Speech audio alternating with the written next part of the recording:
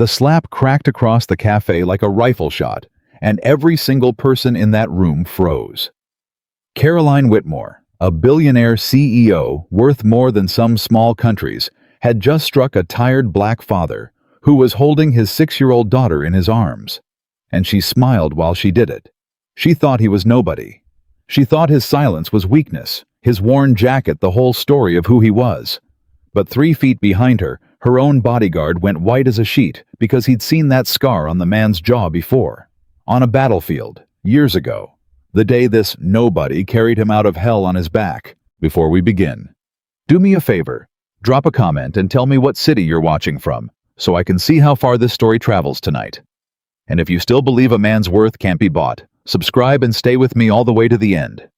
The alarm went off at 4:45 in the morning, and Daniel Carter shut it off before the second beep so it wouldn't wake his daughter. He lay still for exactly 10 seconds.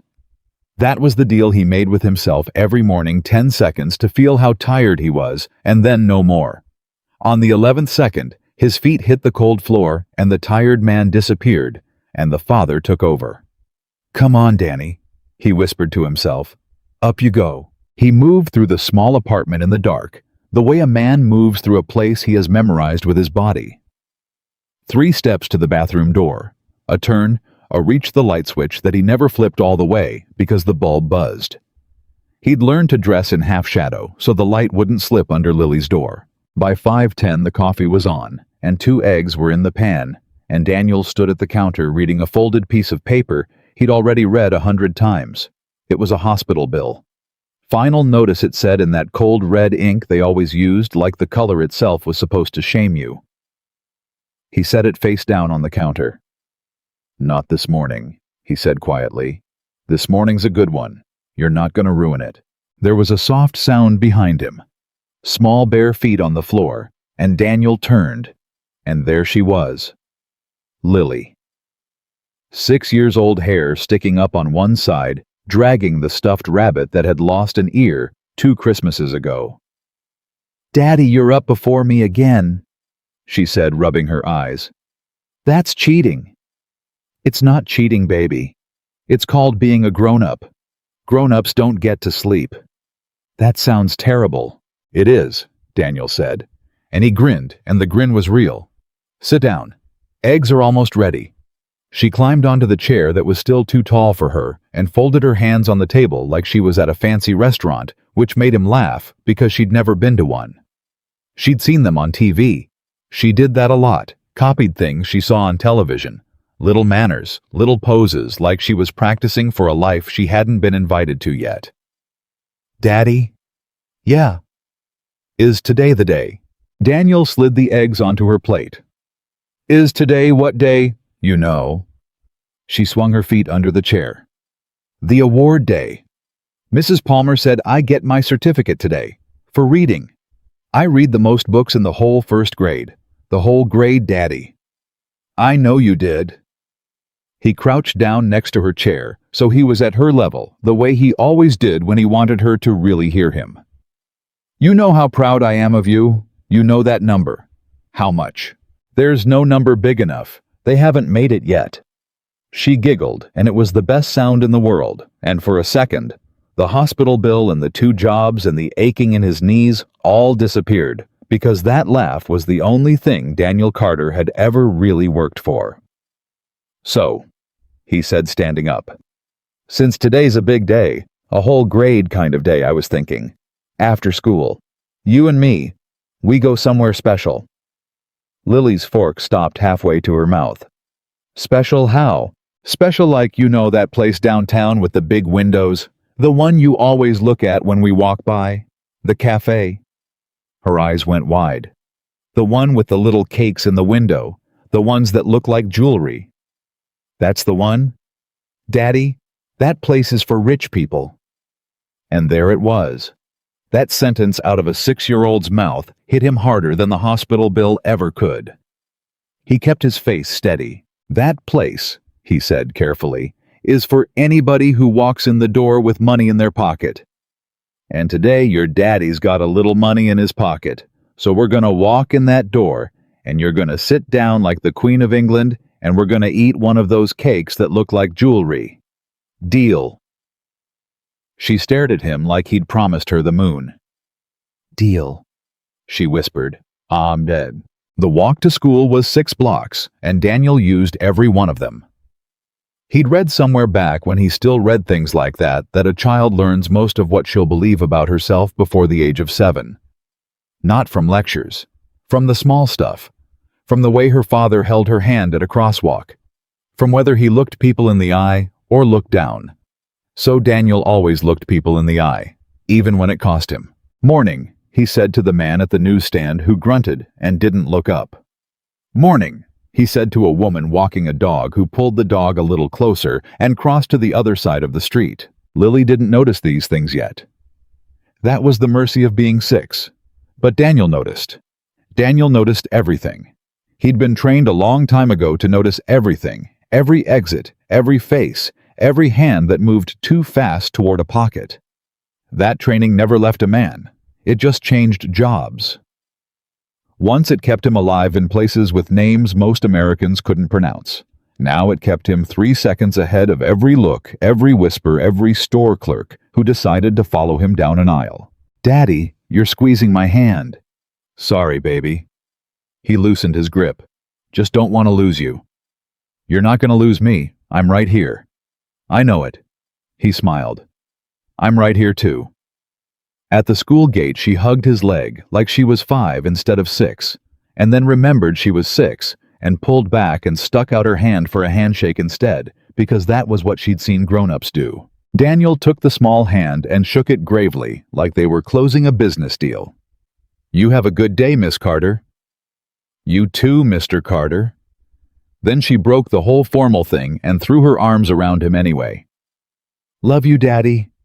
"Love you more." "Award, remember, then cake." "Then cake," she said like it was a sacred vow, and ran through the gate. Daniel stood there and watched her go until she disappeared into the crowd of small bodies. He always watched until she was gone. A lot of fathers just dropped their kids and drove off. Daniel couldn't do it. He'd learned the hard way that you never know which goodbye is the last one, and he was not going to spend the rest of his life not having looked. Because there had been a last goodbye once. He'd said, "See you tonight," to a woman he loved and gone to work. And by the time he came home, the doctors were using words like aggressive and stage 4. "And we're so sorry, Mr. Carter." And 11 weeks later, he was standing at a graveside holding a 2-year-old who didn't understand why Mommy was in the ground. So no, he watched until Lily was gone. Every time. Then he turned and he went to work. So, the rest of the day was the kind of day Daniel had 1,000 of. He spent the morning on a construction site carrying loads that made younger men wince, and he never complained because complaining was a luxury, and he couldn't afford luxuries. At noon, a foreman named Rick clapped him on the shoulder. "Carter, you ever slow down?" "Can't afford to, Rick." "I'm serious, man. Half these kids out here, they take 3 smoke breaks before lunch. You don't stop. What's your secret?" Daniel wiped his forehead. "Got a little girl at home. She's my secret." Rick nodded slowly, the way a man nods when he understands something completely. "Yeah," he said. "That'll do it." At 2 o'clock, Daniel clocked out washed up in the site's cold water sink and changed into the one nice shirt he owned, a blue button-down he kept folded in his truck for exactly these kinds of days. It wasn't expensive, but it was clean, and it was pressed because Daniel had pressed it himself the night before at 11 o'clock when he should have been sleeping. He looked at himself in the truck's cracked side mirror. Tired eyes, gray coming in at the temples, a face that had seen too much and said too little. "Good enough," he told the mirror. "It's her day, not yours." He got Lily from school at 3:15, and she came running out holding a certificate over her head like an Olympic torch, and she was shouting before she even reached him. "Daddy! Daddy, I got it! I got the award! Mrs. Palmer said I'm the best reader she's had in 5 years." "5 years, Daddy?"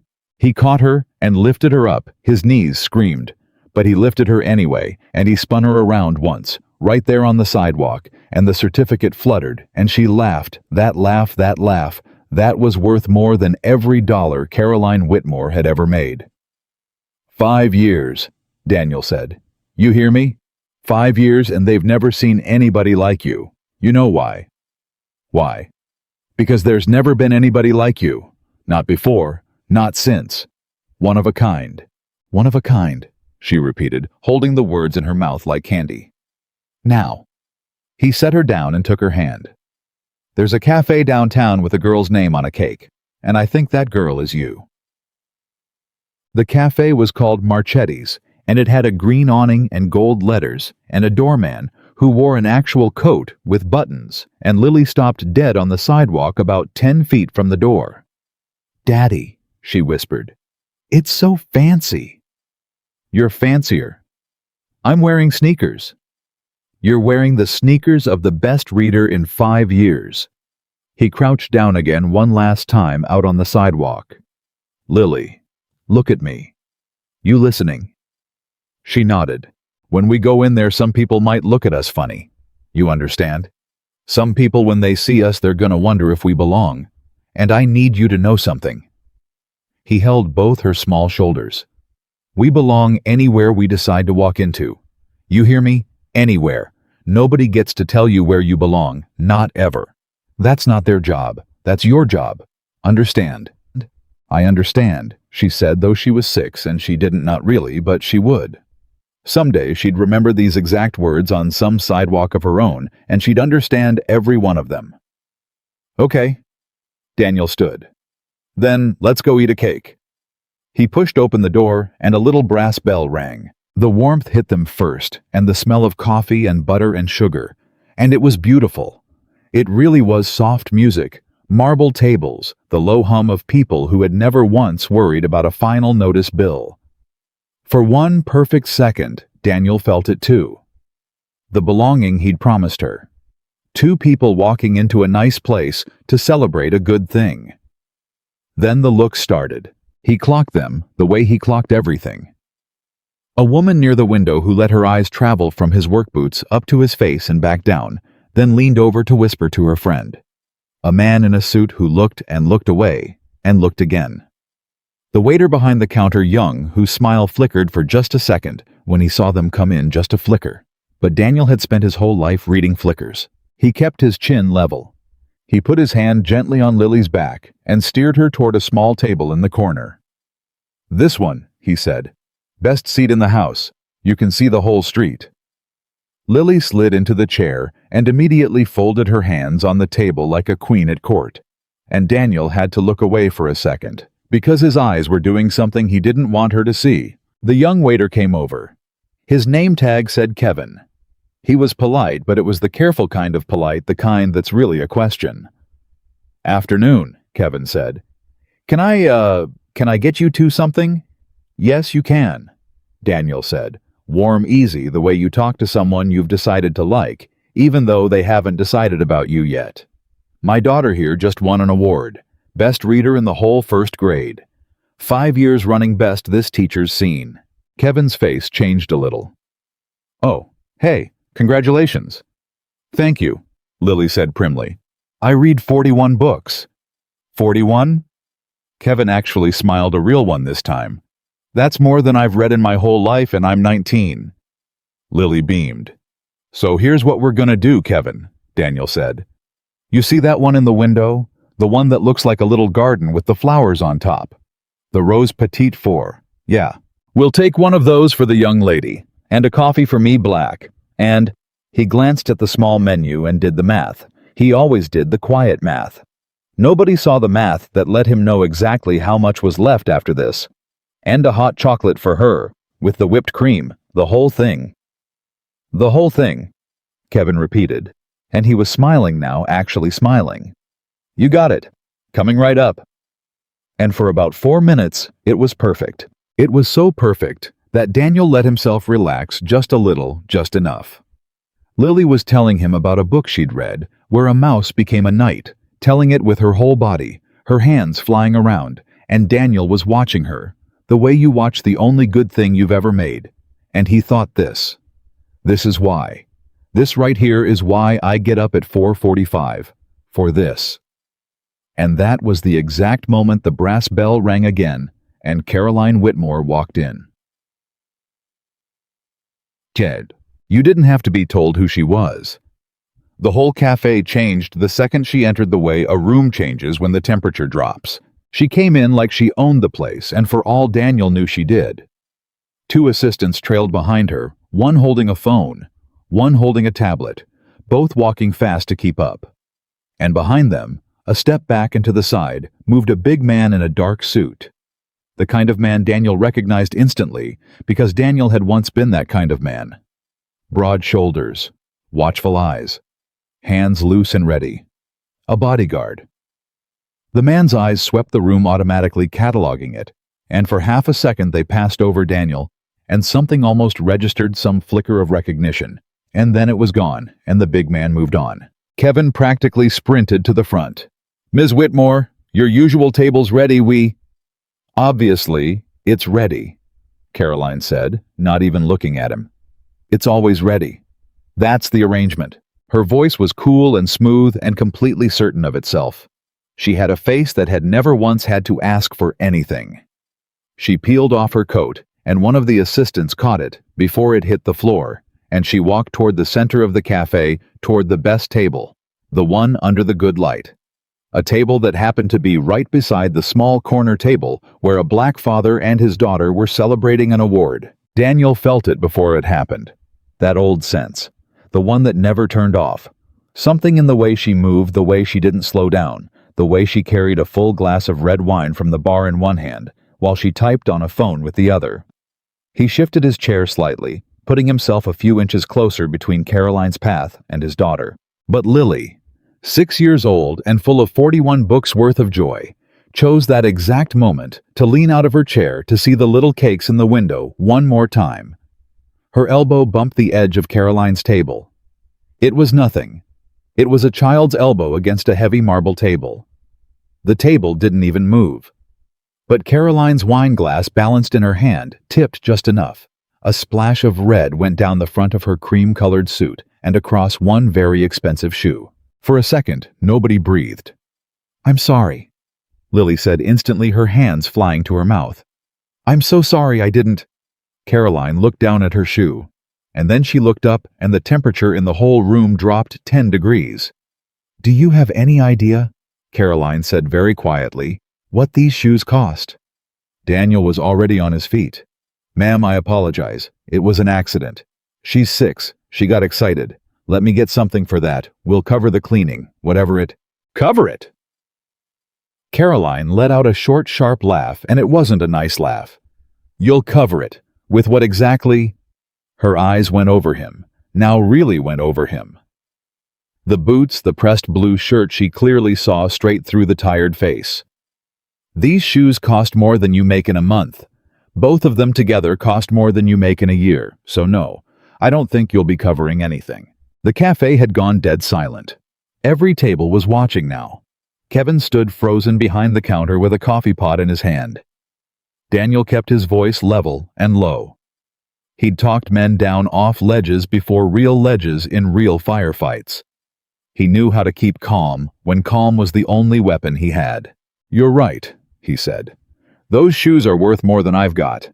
I'm not going to argue with you about that. But my daughter said she's sorry, and she meant it, and I'm saying it too. It was an accident. So let's just—" "An accident?" Caroline set down her wine glass. "It's always an accident with people like you, isn't it?" Daniel felt the words land. People like you. He'd heard that phrase his whole life. He'd heard it in job interviews and in store aisles, and once, God help him, from a man's mouth right before that man tried to kill him overseas. People like you. He felt Lily's hand find his under the table. Small, trembling. "Ma'am," he said, and now there was steel under the calm, just a little, just enough. "I'd ask you to be careful how you talk in front of my daughter." "Careful." Caroline's eyebrows went up. She seemed almost delighted, like he'd finally given her the fight she wanted. "You're going to tell me to be careful, in here. Do you even know who I am?" "No, ma'am, and I don't need to. because it doesn't change anything I said." A small sound went through the cafe. A couple of people had heard that, and something in it had reached them. Caroline heard it too, and it made her angrier, because Caroline Whitmore was a woman who had spent 30 years making sure a room always went her way. "Marcus," she said without turning around. The big man in the dark suit stepped forward. "Ma'am?" "I want them removed, both of them. They're disturbing the other guests." And here was the strange thing. Here was the thing Daniel noticed even in that moment, because he never stopped noticing. The bodyguard Marcus didn't move right away. He looked at Daniel, really looked at him. His eyes went to Daniel's face and lingered, and then dropped to the line of Daniel's jaw, where a thin, pale scar ran from just below his ear down toward his chin. An old scar, a battlefield scar, the kind you don't get from falling off a bike. And Marcus went very still. "Marcus!" Caroline's voice sharpened. "I said remove them." Marcus opened his mouth. "Ma'am, He stopped. He was staring at Daniel now like a man staring at a ghost. "Ma'am, I don't think—" "What is wrong with you today?" Caroline snapped. She'd had enough. Enough of the silence. Enough of the calm father who wouldn't cower enough of a whole room that had stopped being on her side. She turned back to Daniel, and there was something ugly and final in her face now. "Let me make this very simple," she said. "You are going to take your child and your little celebration, and whatever you think you were doing walking in here, and you are going to get out. Because people like you don't belong in a place like this. You never did, and no amount of pretending is going to change that." The whole cafe held its breath. Daniel looked at her for a long moment, and then quietly, so quietly, that only the closest tables heard it, but they would repeat it later. They would repeat it to reporters, and to their families, and to anyone who would listen. Daniel Carter said, "Money can buy you a lot of things, ma'am. It bought you those shoes. It bought you this table. It probably bought you the idea that you get to decide who's a person and who isn't." He pulled Lily gently behind him, shielding her the way he'd shielded younger men once in another life, in another country. "But it can't buy you the right to hurt a child, and it never will. Not yours, not anybody's." For one heartbeat, Caroline Whitmore had no answer. She had built an empire on always having the answer, on always having the last word, the bigger threat, the deeper pockets. And a tired man in work boots, holding his daughter's hand, had just left her standing in a silent room with nothing to say. And Caroline Whitmore had never in her life been able to stand being left with nothing to say. Her face went white, then red. Her hand came up, and behind her, Marcus, the man who had gone so still, the man who was staring at that scar like it had reached across 15 years and grabbed him by the throat, took one urgent step forward and said in a voice that had lost every ounce of its professional calm, "Ma'am, wait." But it was already too late. The hand came down. The slap cracked across the cafe like something breaking, and for a full second, the whole room simply stopped. Coffee cups halfway to lips. Forks frozen over plates, Kevin behind the counter with his mouth open and no sound coming out of it.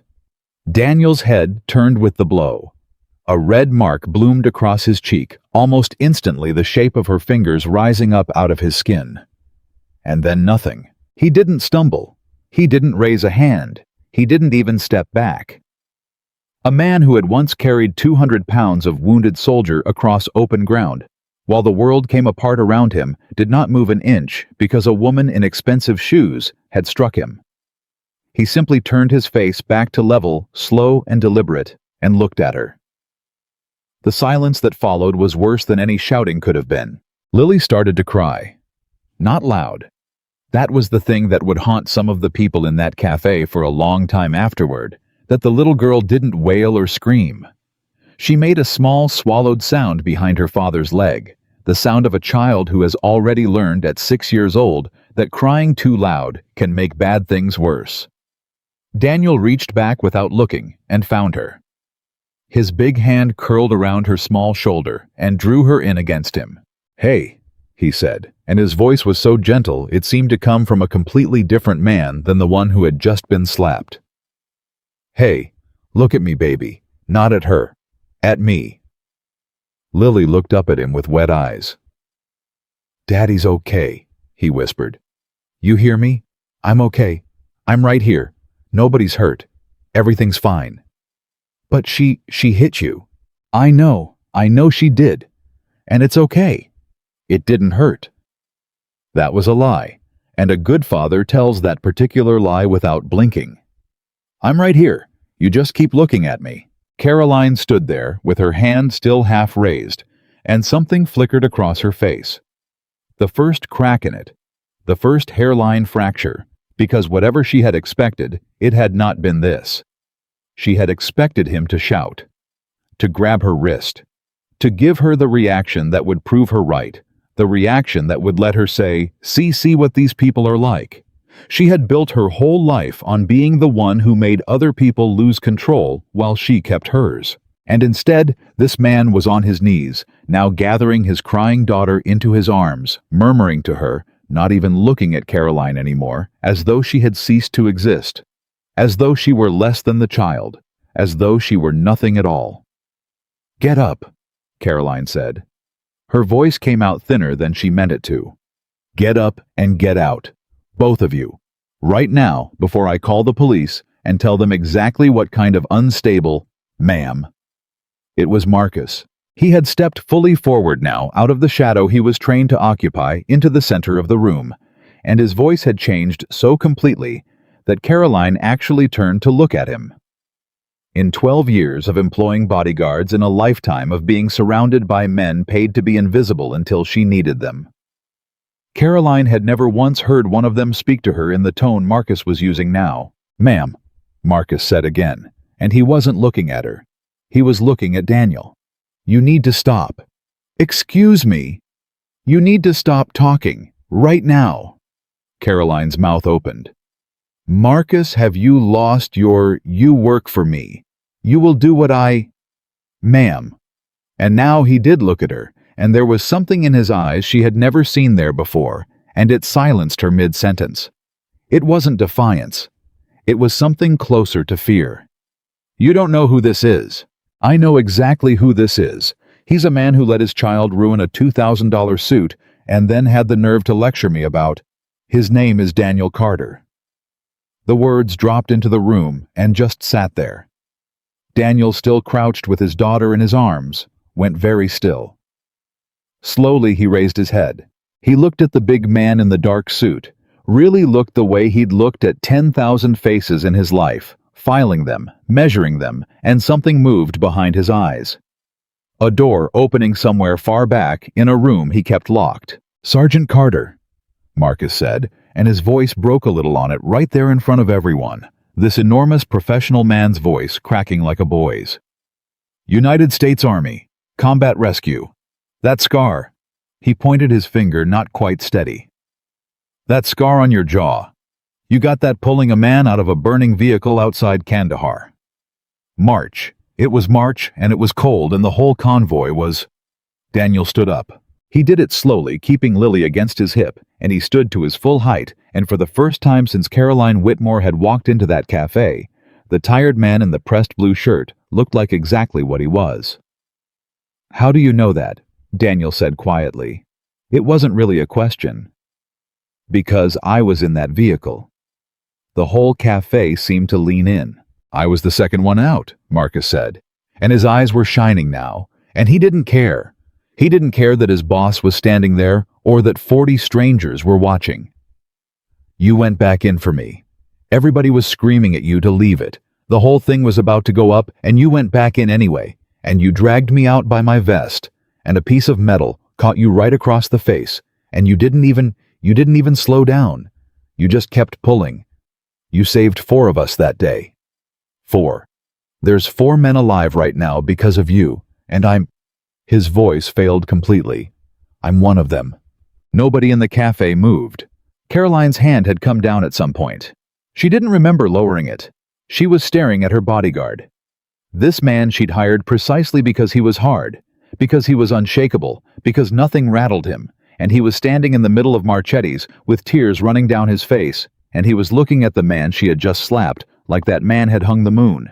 "That's not—" Caroline started, and then stopped because she didn't know what she was trying to say. "That's not possible." But she could see it was. She could see it in Marcus's face, in the scar, in the way the other man carried himself now that he was standing up straight. Daniel didn't say anything for a long moment. When he finally spoke, it was to Marcus, and only to Marcus, and his voice was rough. "What's your name, son?" "Holloway, sir. Marcus Holloway. I was a private then. First deployment, 19 years old." "You wouldn't—" "There were a lot of us. I don't expect you to—" "March," Daniel said slowly. Cold morning. Convoy of 6. Lead vehicle took the blast. He was somewhere else now. His eyes fixed on a point past Marcus's shoulder, on a country half the planet away, and 15 years in the past. Second vehicle rolled. There was a kid trapped in the back, kept calling for his mother. Marcus made a sound like he'd been hit. "That was me," he whispered. "That was me, sir. I was the kid calling for my mother." "I know," Daniel said. "I remember your voice." He looked at Marcus, and his own eyes were wet now, though his face stayed steady. "You made it home. Because of you. You made it home," Daniel said again, firmer, like it mattered that Marcus understand this correctly. "You did that. You held on. I just carried you a little ways. You did the rest." And then in the middle of a luxury cafe where a billionaire had just slapped him in front of the world, Daniel Carter reached out and put his free hand on the back of Marcus Holloway's neck and pulled the big man's forehead down to his own, the way soldiers do, the way men who have bled in the same dirt do, and the two of them stood there like that for a moment while everyone else disappeared. Caroline Whitmore watched it, and she felt something she had not felt in a very long time. She felt small. She had spent 30 years making sure she was the largest thing in every room. And now she was standing in a cafe that had gone completely silent, and no one was looking at her. Every eye was on the two men in the center of the floor. She had become, in the space of 90 seconds, exactly what she had accused Daniel of being. Invisible. Beneath notice. A person nobody in the room felt they owed anything to. And she hated it. God, how she hated it. But underneath the hate way down, where she didn't like to look, something else was starting to move. Because she had watched this whole thing. She had watched the man not hit back. She had watched him comfort his daughter first, before he did anything else. She had watched her own bodyguard, the toughest man she knew, weep with gratitude in front of him. And a very old, very quiet voice in the back of her mind. A voice she'd spent decades drowning out with money and power. And the sound of her own certainty said, "You got this one wrong, Caroline. You got this one badly wrong." She wasn't ready to listen to it yet, not by a long way. "This is," she said, and her voice came out too loud in the quiet room, and she flinched at the sound of it herself. "This is absurd. I don't care what he did 15 years ago. That has nothing to do with what happened right here, right now.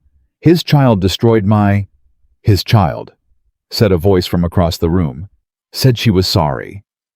It was the woman by the window, the one who had whispered earlier. She had stood up. "I saw the whole thing," the woman said. "The little girl bumped the table, barely. It was an accident, and she apologized immediately, and her father apologized and offered to pay for the cleaning. And you called them—" Her voice shook. "You called them people like you.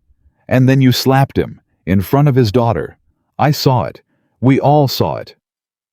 "Sit down," Caroline said. "This doesn't concern you. I'm afraid it does." Another voice. A man older near the back, and he'd already risen too. "Because I've got the whole thing on my phone. Started recording the second you raised your voice. Been in business 40 years, ma'am. When somebody starts throwing around threats about calling the police and making things up, I start recording. Habit." He held up the phone. "It's all on here. Every word, including the part where you struck him." Something changed in Caroline's face. For the first time, real alarm. Not anger, not pride, but the specific cold fear of a person who has just realized there is evidence. "You have no right to record me without my—" "It's a public cafe, ma'am," the older man said mildly. You want to talk to me about my rights, we can do that, but I don't think you do. I think you'd rather nobody talks about anything that happened here today. Isn't that right? Caroline's jaw tightened. And here again was the thing about Daniel Carter, the thing that made everyone who watched the videos later fall a little bit in love with him. He stepped in to stop it. "Sir," he said to the older man gently, "you don't have to do that on our account. We're okay. My daughter and me, we're gonna head home. We're fine." The whole room turned to look at him like he'd said something in a foreign language. "You're—" The older man blinked. "Son, she hit you." "I know she did. And you're just gonna walk away." Daniel looked down at Lily, who had stopped crying now, and was watching all these grown-ups with the wide, careful eyes of a child trying to understand a world that keeps not making sense. He crouched down again one more time, so he was at her level. "Baby," he said softly, "you see all these people?" Lily nodded. "They're upset because somebody was unkind to your daddy, and that's good. It's good that people don't like it when somebody's unkind. But I want to show you something. You watching?" She nodded again. "When somebody hurts you," Daniel said, "you get to decide what to do next. That's the one thing nobody can ever take from you. That lady, she was hurting way down inside somewhere, I think hurting so bad, she wanted somebody else to hurt too. And she picked us. And that was wrong. What she did was wrong, and you never have to think it wasn't." He brushed a tear off her cheek with his thumb. "But we don't have to hurt her back. We can just walk out that door and go get ice cream instead. Because we're the kind of people who'd rather have ice cream than get even." "You know why?" "Why?" Lily whispered. "Because getting even is small," Daniel said. "And you and me, baby, we're not small. Never let anybody make you small. Not even when they're wrong. Especially not when they're wrong." The cafe was so quiet you could hear the espresso machine hissing behind the counter, and Caroline Whitmore, standing 3 feet away, heard every word of it. Heard a man who owed the world nothing but bitterness teaching his 6-year-old daughter to choose mercy over revenge. Heard him do it not as a performance he'd told them all, he'd rather they didn't even record it, but simply because it was who he was and who he was trying to raise her to be. That old quiet voice in the back of her mind got a little louder. "You got this one wrong, Marcus," Caroline said. Her voice had changed. Something had gone out of it. "Get the car." Marcus didn't move.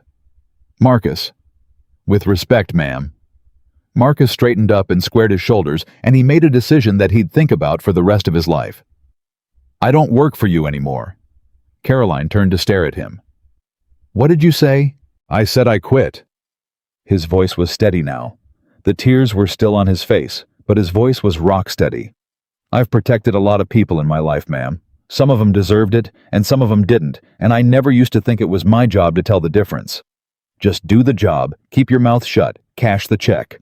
That's what I told myself." He looked at Daniel. "But I'm looking at a man who ran into fire to save a stranger's life. And I'm looking at the person who just slapped him. And I'm realizing I've spent 12 years standing next to the wrong people and calling it a career. So no, I'm not getting the car. Get it yourself." Caroline's mouth opened and closed. "You'll never work in this city again," she said finally. And it came out weak, and she knew it came out weak, and everyone in the room knew it too. "Maybe not," Marcus said. "But I'll sleep tonight. First time in a while." Caroline stood alone in the middle of the cafe. She looked around, and she saw it now fully for the first time, the way every single face in that room was looking at her. Not with fear. She was used to fear. She knew how to use fear. This was something else. This was contempt, and it was pity, and pity was so much worse. These people, all of them, whom she could have bought and sold 100 times over, were looking at her like she was something small and cruel, that they'd caught doing a small and cruel thing. And the worst part, the part that got in under her armor and stayed there for weeks, was that she was starting to think they were right. She grabbed her coat off the chair where the assistant had draped it. Her assistants had gone pale and quiet. One of them wouldn't even meet her eyes. She pulled the coat on, and her hands, she noticed, were shaking. "Fine," she said to no one. Fine. She walked toward the door. The doorman, the one in the coat with the buttons, moved to open it for her out of pure reflex, and then this was the detail that stuck with Kevin the waiter for years. The doorman hesitated. Just for a second. Just long enough for Caroline to see him hesitate before he decided to do his job. Even the doorman didn't want to be the one who held the door for her. At the threshold, Caroline stopped. She didn't want to. Something made her. She turned around and she looked back across the room, past all the strangers, to the corner where Daniel Carter was gathering up his daughter's certificate and her stuffed rabbit and her little coat, getting ready to leave. "You," she said. Daniel looked up. For a moment, Caroline didn't say anything. She had spent 30 years never being at a loss for words, and now, for the second time in 10 minutes, she had nothing.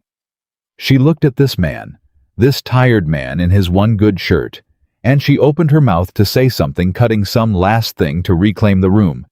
And what came out instead was, "Why didn't you hit me back?" The whole cafe went still again. Daniel considered her. He wasn't angry. That was the thing she couldn't get past. He had every right in the world to be angry, and he wasn't. He looked at her the way you look at someone you feel a little sorry for.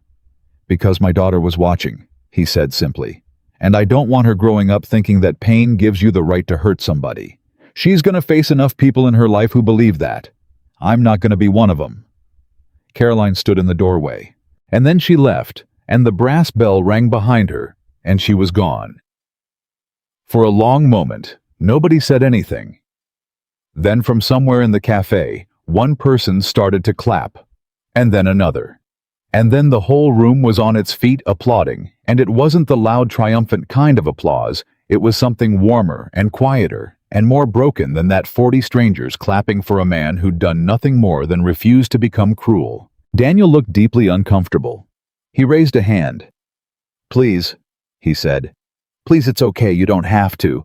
But Lily was beaming now, looking around at all these people standing up and clapping, and she leaned up and whispered to her father, "Daddy, are they clapping for you?" And Daniel looked down at her, and something cracked open in his chest, and he had to swallow twice before he could answer. "No, baby," he said. "I think they're clapping for you. Best reader in 5 years, remember." She laughed that laugh, and the whole room heard it, and somehow that laugh finished what the applause had started, and there wasn't a dry eye in Marchetti's cafe. Kevin the waiter came out from behind the counter. He'd taken off his apron. In his hands he was carrying a small box, the kind they packed the pastries in, tied with a ribbon.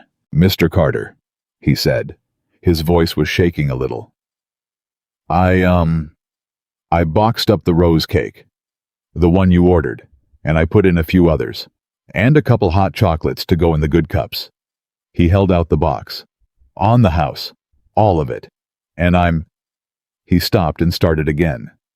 "I'm real sorry, sir. When you two first walked in, I gave you a look. I know I did. I've been thinking about it this whole time. I gave you a look like I wasn't sure you belonged, and I'm ashamed of it, and I'm sorry." Daniel took the box.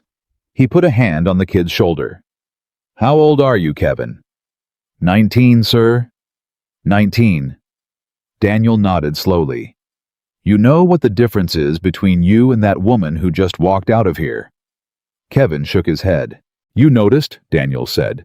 "You noticed you did something wrong and it bothered you and you fixed it. That's the whole thing, son. That's the whole ballgame right there. Most people never get to the noticing part. You're 19 and you already have." He squeezed the boy's shoulder. "You're gonna be all right, Kevin. You're gonna be just fine." The kid nodded and pressed his lips together and turned away fast so nobody would see his face. Marcus was still standing there. He had nowhere to be now. He'd just quit the only job he had. He stood in the middle of the cafe, looking a little lost, the way big, strong men look lost when the thing that held their whole world in place has suddenly been removed. Daniel walked over to him. He balanced the pastry box in one arm and Lily's rabbit in the other, and he stood in front of the man he'd carried out of a burning vehicle 15 years before. "You didn't have to do that," Daniel said quietly. "Quit like that, on my account." "Wasn't on your account, sir." Marcus shook his head. Well, not only. I've been wanting to do that for 2 years and never had the guts. You reminded me what it looks like. A person doing the right thing when it costs them something. He wiped his face with the back of his hand, embarrassed. God, look at me. Grown man crying in a coffee shop. Best kind of crying there is, Daniel said. The kind that comes from the good stuff. You should see me at my daughter's school plays. I'm a wreck. Total wreck. Marcus laughed, a wet, surprised laugh. Sir Daniel, can I ask you something? Course. After all that. After everything you did over there. All those guys you saved. Marcus gestured vaguely, taking in the pressed shirt, the work boots, the whole quiet weight of the man. How'd you end up, you're working construction, He stopped, not wanting it to sound like an insult, because it wasn't, it was grief. A man like you should have the world at your feet. Daniel was quiet for a moment. I had a wife, he said. Rebecca, prettiest laugh you ever heard. We got married 3 weeks before my last deployment. I came home, we had this one. He nodded down at Lily, who was busy inspecting the pastry box. And for 2 years, Marcus, I had everything. The whole world at my feet, just like you said. Little apartment, a wife who loved me, a baby girl. I didn't need medals. I had that. Marcus waited. Then Rebecca got sick, Daniel said. Real sick, real fast. And there's no medal for that. There's no rescue mission for that. I ran into a lot of burning buildings in my life, and I couldn't run into that one. Couldn't carry her out of it. His voice stayed level, but only just. She was gone in 11 weeks, and I had a 2-year-old who kept asking where Mommy went. I'm sorry, Marcus said. God, I'm so sorry. So I had a choice, Daniel went on. I could go back in. They wanted me back, combat rescue, a guy with my record. They'd have taken me in a heartbeat. Or I could stay home and raise my daughter myself. And there wasn't really a choice, if I'm honest. Not for me. There's 100 men who can do what I did over there. There's only one who can be her daddy. He shifted Lily's rabbit in his arm. So I hung it up. And yeah, I work construction, and I pull night shifts, and some months are real tight. But every single morning I get up and I make her breakfast, and I walk her to school, and every single night I'm there to tuck her in. And you ask me if a man like me should have the world at his feet. He looked at his daughter, and his whole face changed. Marcus, I've got the world. She's right there. I got everything that matters. Marcus Holloway, who had faced down armed men without flinching, had to turn away and press the heel of his hand against his eyes. That's the best answer I ever heard to anything, he said thickly. Lily chose that moment to look up from the pastry box and tug her father's sleeve. Daddy, this man is sad. He's okay, baby. He's happy sad. It's a grown-up thing. Lily considered Marcus with the frank, unembarrassed gaze of a 6-year-old, and then she reached into the pastry box and she took out the rose cake, the one she'd wanted. The one that looked like a little garden, the one Daniel had been prepared to spend money he didn't have on, and she held it up to the enormous man in the dark suit. You can have my cake, she said, so you're not sad anymore. Marcus looked down at the little girl at the cake in her small hand, and his composure, what was left of it, went completely to pieces. Oh no, sweetheart, I can't take that's your cake, you earned that. It's okay, Lily said seriously. My daddy says when somebody's sad, you're supposed to share, even if it's the last one, especially if it's the last one. She pushed the cake toward him. That's the rule. Daniel closed his eyes for a second. Especially if it's the last one. She'd been listening. All those mornings, all those quiet lessons on all those sidewalks, she'd been listening the whole time. Marcus took the cake. His hands were shaking.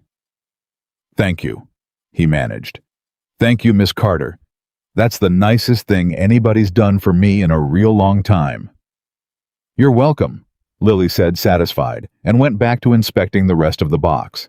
The three of them stood there. Around them, the cafe had settled back into a kind of warm, buzzing aftermath, people talking quietly to each other, a few still glancing over the older man with the phone, already having pressed something on his screen and sent something somewhere, though none of them knew yet what that would come to mean. I want to help, Marcus said suddenly. However I can. I've got savings I know people I can whatever you need, sir. You name it, I mean that. I appreciate it, Daniel said. I do, but we're all right. You're working 3 jobs. 2 now. Well, Daniel almost smiled. 2.5. Daniel. Marcus stepped closer, and his voice dropped. I owe you my life. That's not a figure of speech. That's not something people say. I have a life. I have a wife of my own now. I've got a little boy. I've got everything I've got because you decided 15 years ago that a 19-year-old kid calling for his mother was worth catching fire over. Every good thing in my whole world traces back to a choice you made in about 2 seconds on the worst morning of my life. So don't tell me you're all right and you don't need anything, because I have been trying to figure out how to pay that back for 15 years, and God is my witness, you are going to let me at least try. Daniel looked at him for a long moment, and here, finally, some of that famous calm cracked just a little, just at the edges. Because the truth was, Daniel Carter was tired. He was so tired in a way that went deeper than construction shifts and night work.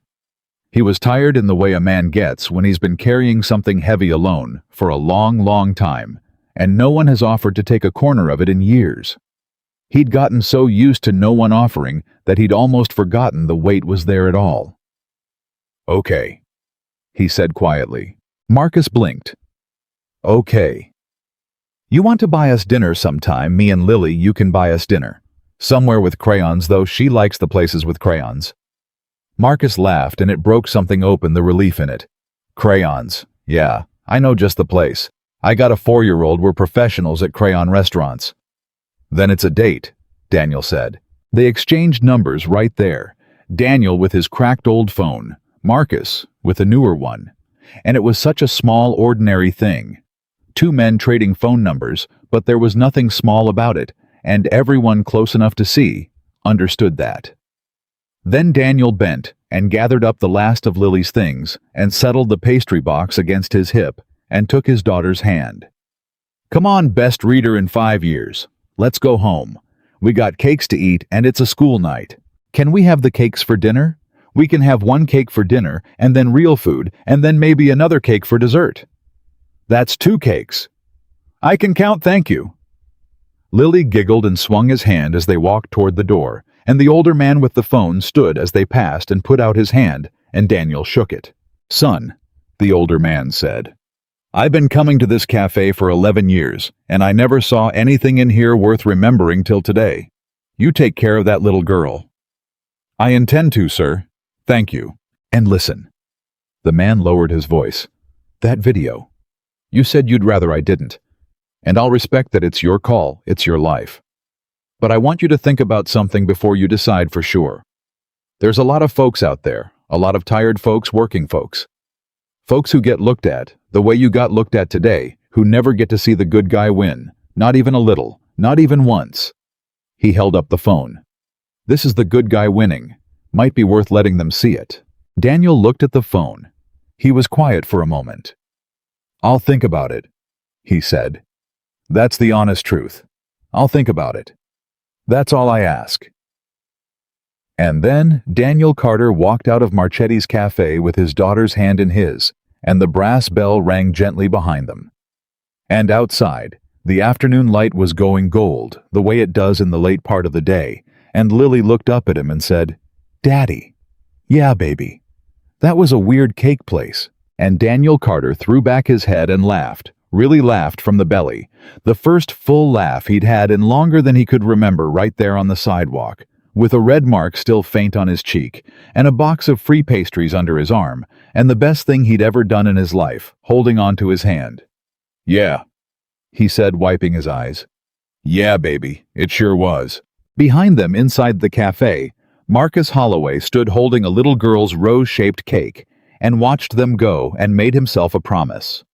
And across the city, in the back of a car she'd had to call for herself, Caroline Whitmore sat very still, staring at nothing with a small red wine stain on a cream-colored suit that no amount of money was going to be able to clean. She kept hearing it, over and over, because my daughter was watching. And I don't want her growing up thinking that pain gives you the right to hurt somebody. She had a daughter too. She hadn't spoken to her in 4 years. Caroline Whitmore closed her eyes, and for the first time in longer than she could remember, the woman who had everything did not feel like she had anything at all. The video went up at 9:14 that night. The older man's name was Harold Bishop, and he'd run a hardware business for 40 years before he sold it, and he'd meant what he said about respecting Daniel's wishes. So he did something most people wouldn't have thought to do. He didn't post it himself. Instead, he found Marcus Holloway's number. Kevin the waiter had it, because Marcus had left it with the cafe in case Daniel ever needed anything. And he called Marcus and he said, "Son, I've got the whole thing recorded, clean. And I told the man I'd leave it up to him. But I got a feeling he's the type who will never say yes because he doesn't want to make a fuss. You know him. You served with him. What do we do?" And Marcus, who had spent the whole evening unable to stop thinking about a little girl handing him a rose-shaped cake, said, "Send it to me. Let me talk to him first. He deserves to say yes or no with his own mouth. But Mr. Bishop sent it to me." So Marcus called Daniel at 8:30, and Daniel picked up on the fourth ring, and Marcus could hear water running in the background, and a small voice singing something. "Bath time," Daniel said by way of hello. "She's decided she's a mermaid. I'm not allowed to look." Marcus laughed. Then he got quiet. "Daniel, that man from the cafe, Mr. Bishop, he's got the video. And he did the right thing, he sent it to me instead of just putting it up because he wanted it to be your call. It's your face, your daughter, your life. And I told him I'd ask you straight." The water kept running. Daniel didn't say anything for a moment. "What do you think I should do?" Daniel finally said. It wasn't a challenge.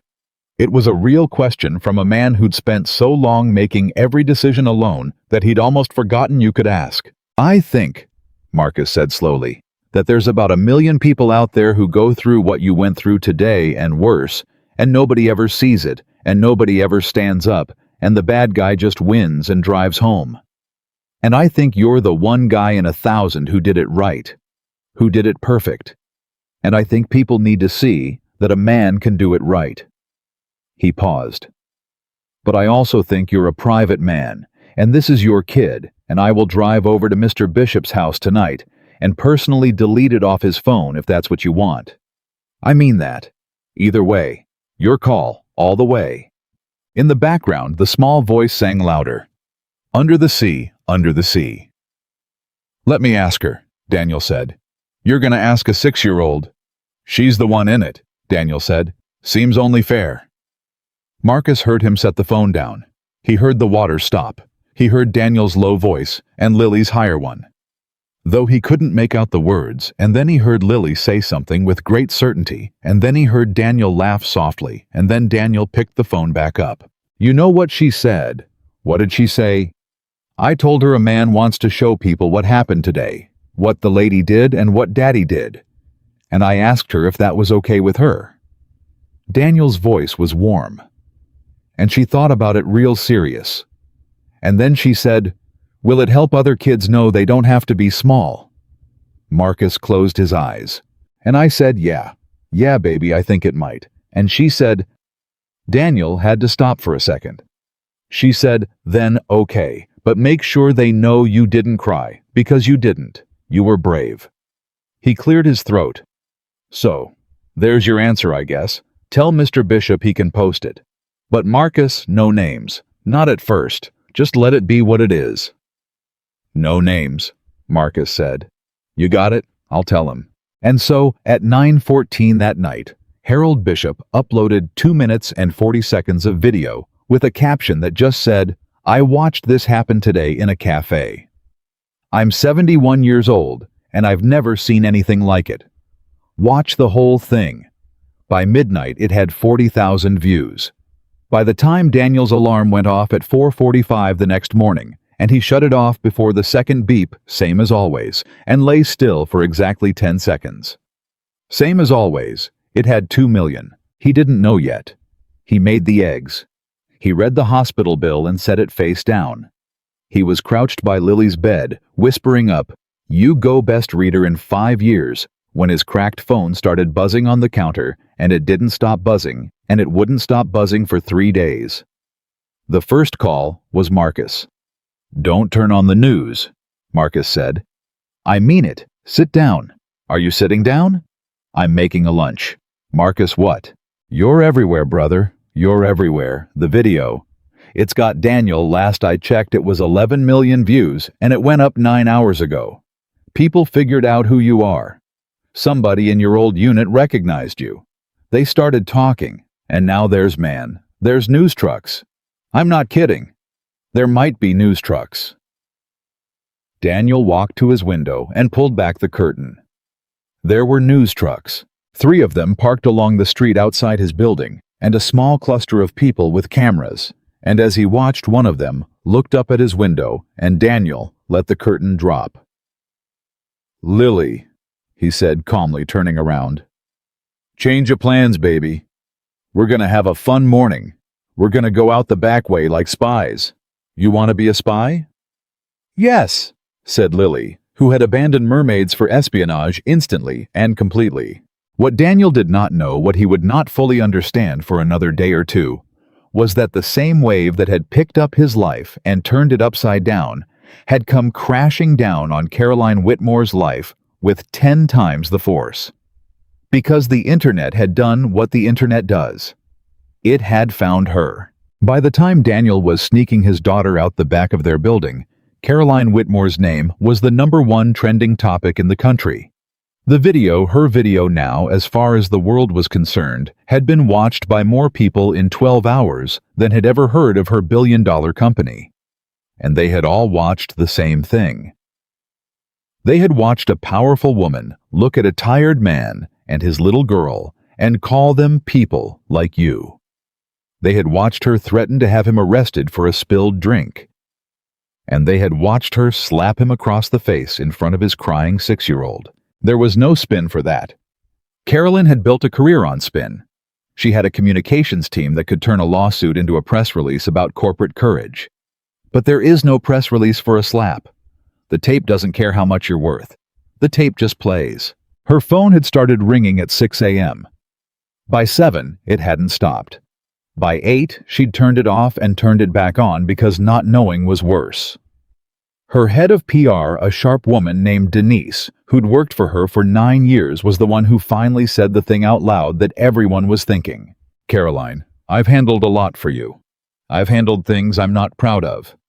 But I need you to understand where we are. Denise's voice was flat and exhausted. The board is meeting at noon. 3 of your biggest advertisers pulled out overnight. Overnight, Caroline. 2 of them sent statements. There's a petition with 400,000 signatures asking for your resignation, and it went up this morning. This isn't a news cycle. This is a... She searched for the word, this is a reckoning. And I don't know how to fix it. For the first time in 9 years, I genuinely do not know how to fix it, because the thing they're angry about is a thing you actually did. Caroline sat in her enormous glass office in her enormous glass building high above a city that had turned against her overnight, and she said the thing she'd been saying to herself since the cafe. I made a mistake. You made a mistake in front of 11 million people and counting. I know that, Denise. Do you? And here Denise, who had covered for Caroline for nearly a decade, who had swallowed her own conscience so many times, she'd almost forgotten she had one, finally let it out. Because I've watched that video maybe 30 times now, Caroline and I keep waiting to feel like I'm defending my friend who got caught on a bad day. And I don't feel that. I keep watching that man not hit you back. I keep watching him comfort his little girl. I keep watching him tell her not to be small. Her voice cracked. And I keep thinking that's the person I should have been working for. Not you. The line went quiet. Are you resigning too? Caroline said. Her voice had gone very small. I'm giving you until noon, Denise said, because 9 years means something to me, even if it doesn't mean anything to you. I'll help you get through the board meeting. I'll help you write whatever you decide to say. But Caroline, after that, I don't know. I need to be able to look at myself. And right now, standing next to you, I can't. She hung up.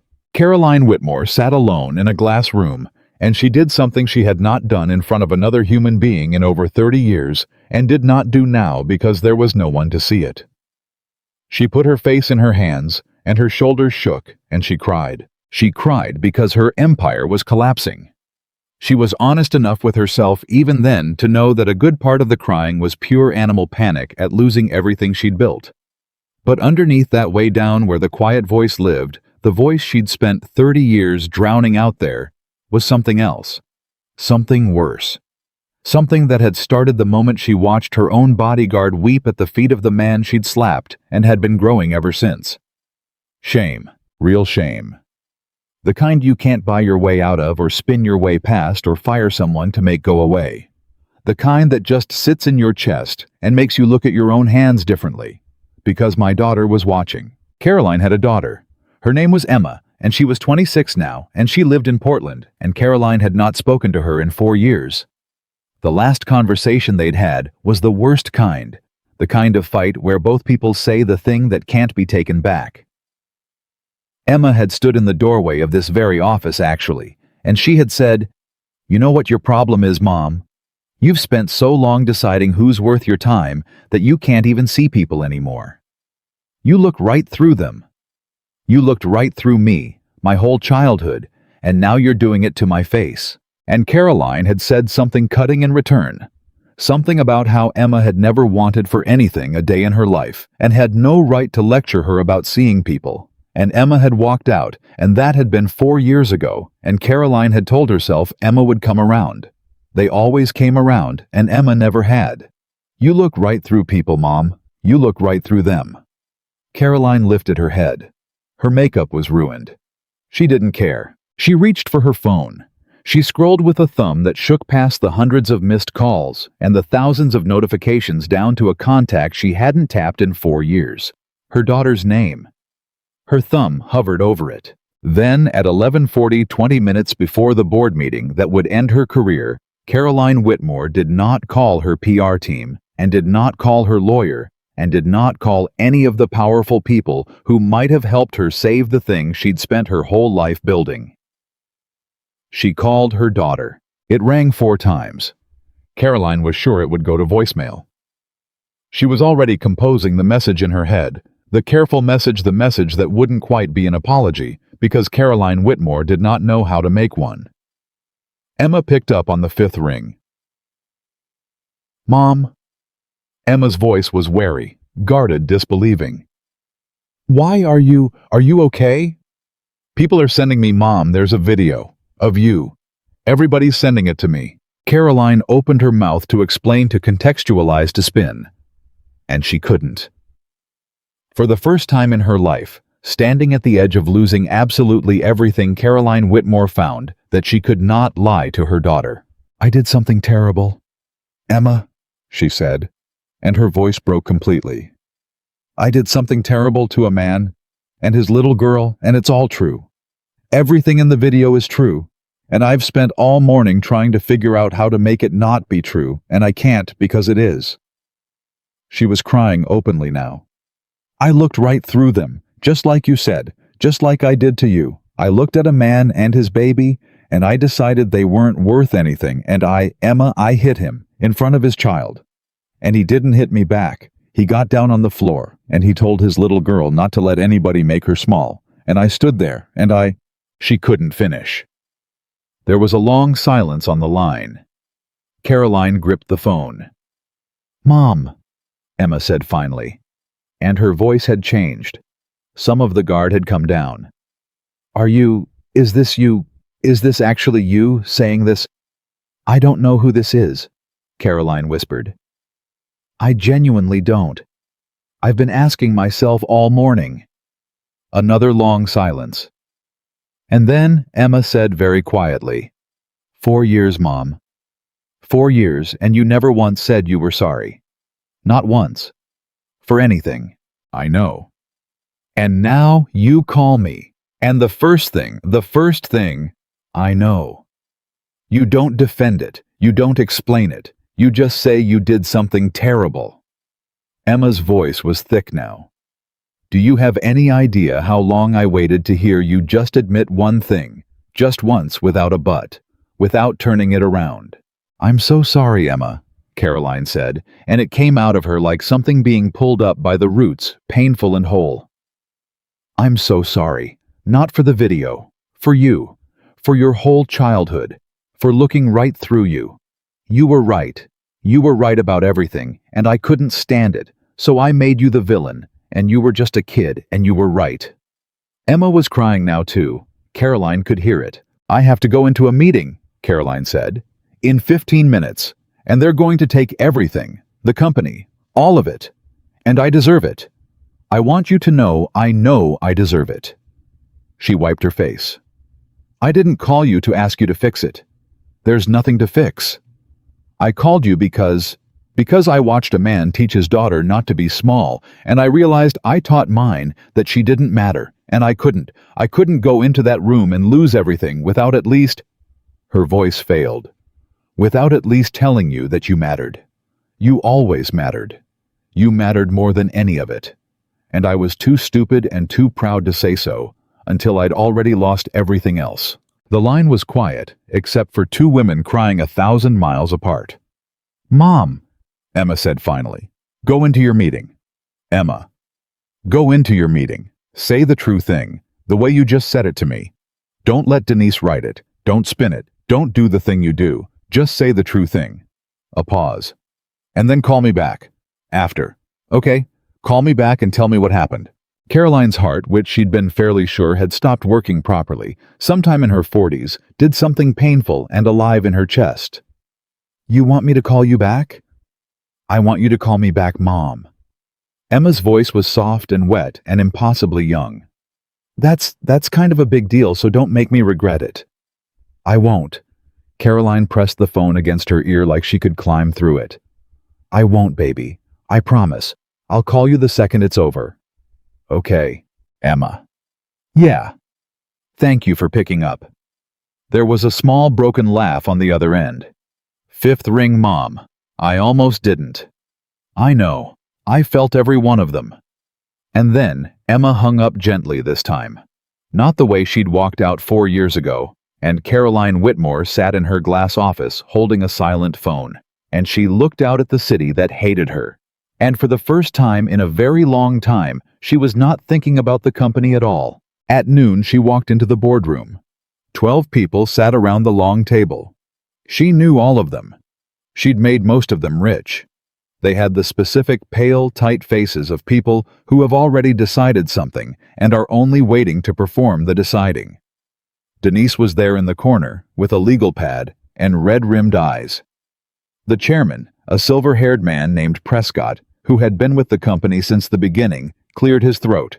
"Caroline, I think you know why we're here." "I do," Caroline said. "We've prepared a statement. Our council has reviewed it. It expresses regret. It announces your immediate leave of absence pending—" "I'd like to say something first," Caroline said. "If that's all right, before the statement." Prescott glanced at the others. "Caroline, I'd caution you, anything you say here—" "I'm not going to fight it, Robert." She said it quietly, and something in her quiet made them all go still. "I'm not going to fight any of it. I'm going to resign, today, fully. Not a leave of absence, a resignation. Effective now." A ripple went around the table. This was not what they'd expected. They'd expected a battle. Caroline Whitmore did not go quietly. That was the one thing everyone in that room knew about her. "But before I do," Caroline said, "I want to say the true thing, because I've spent 30 years in rooms like this one saying the useful thing or the strong thing or the thing that protected me. And I've decided I'd like to leave saying the true thing just once, so at least I'll have done it once." She looked around the table at all their faces. "Yesterday I heard a man who did nothing to deserve it," she said. "I looked at him and at his little girl and I decided they were less than me, less than human, honestly, if I'm being as true as I said I'd be. And I humiliated them, and I threatened them, and when he wouldn't grovel, I hit him, in front of his child. And he—" Her voice caught, but she pushed through it. "He got down on the floor and he comforted his daughter and he told her not to let anyone make her feel small. And then he told me that money can buy a lot of things, but it can't buy the right to hurt a child." The room was silent. "He was right," Caroline said. "And the terrible thing, the thing I've been sitting with all morning, is that I've spent my whole life doing exactly what I did in that cafe." I just usually did it with a contract instead of a hand. I looked right through people, employees, competitors, my own daughter. I decided who was worth seeing and who wasn't, and I built all of this. She gestured at the room, the building, the empire, on the strength of never once doubting that I had the right to decide that. She shook her head slowly. I don't. Nobody does. It took a man in work boots and a 6-year-old with a reading award to show me that, and I'll be ashamed of how long it took me until the day I die. She reached into her jacket and took out a single folded page. This is my resignation. It's already signed. Robert, you can have your statement, and I'll say whatever your lawyers want in public. I won't make trouble. I promise you that. But I wanted the people in this room, the people who watched me be who I was for 30 years, to hear the real one first. She set the page on the table. I'm sorry, Caroline Whitmore said. To all of you, for who I taught you to be by being it myself. I'm sorry. And then she walked out of the boardroom, past the stunned faces, past Prescott, with his prepared statement still in his hand. And as she passed the corner where Denise sat, Denise reached out and caught her sleeve. Caroline stopped. Denise looked up at her, this woman she'd served and covered for, and finally condemned, and her eyes were streaming, and she didn't say anything for a moment. Then she said, "That was the true thing. That was actually the true thing." It was, Caroline said. 9 years I worked for you, Denise said. And that's the first time I ever heard it. She let go of Caroline's sleeve. Call me. After all this settles. Not for work, just call me. I think maybe I'd like to know who you are now. If this is who you are now. Caroline nodded, unable to speak, and walked out. She rode the elevator down 41 floors alone. She walked out through the glass lobby of the building with her name on it for the last time, past the security guard who wouldn't meet her eyes, out into the cold, bright afternoon, and the crowd of cameras that surged toward her the instant she appeared. They shouted questions. Did she have a statement? Did she regret it? Was it true she was resigning?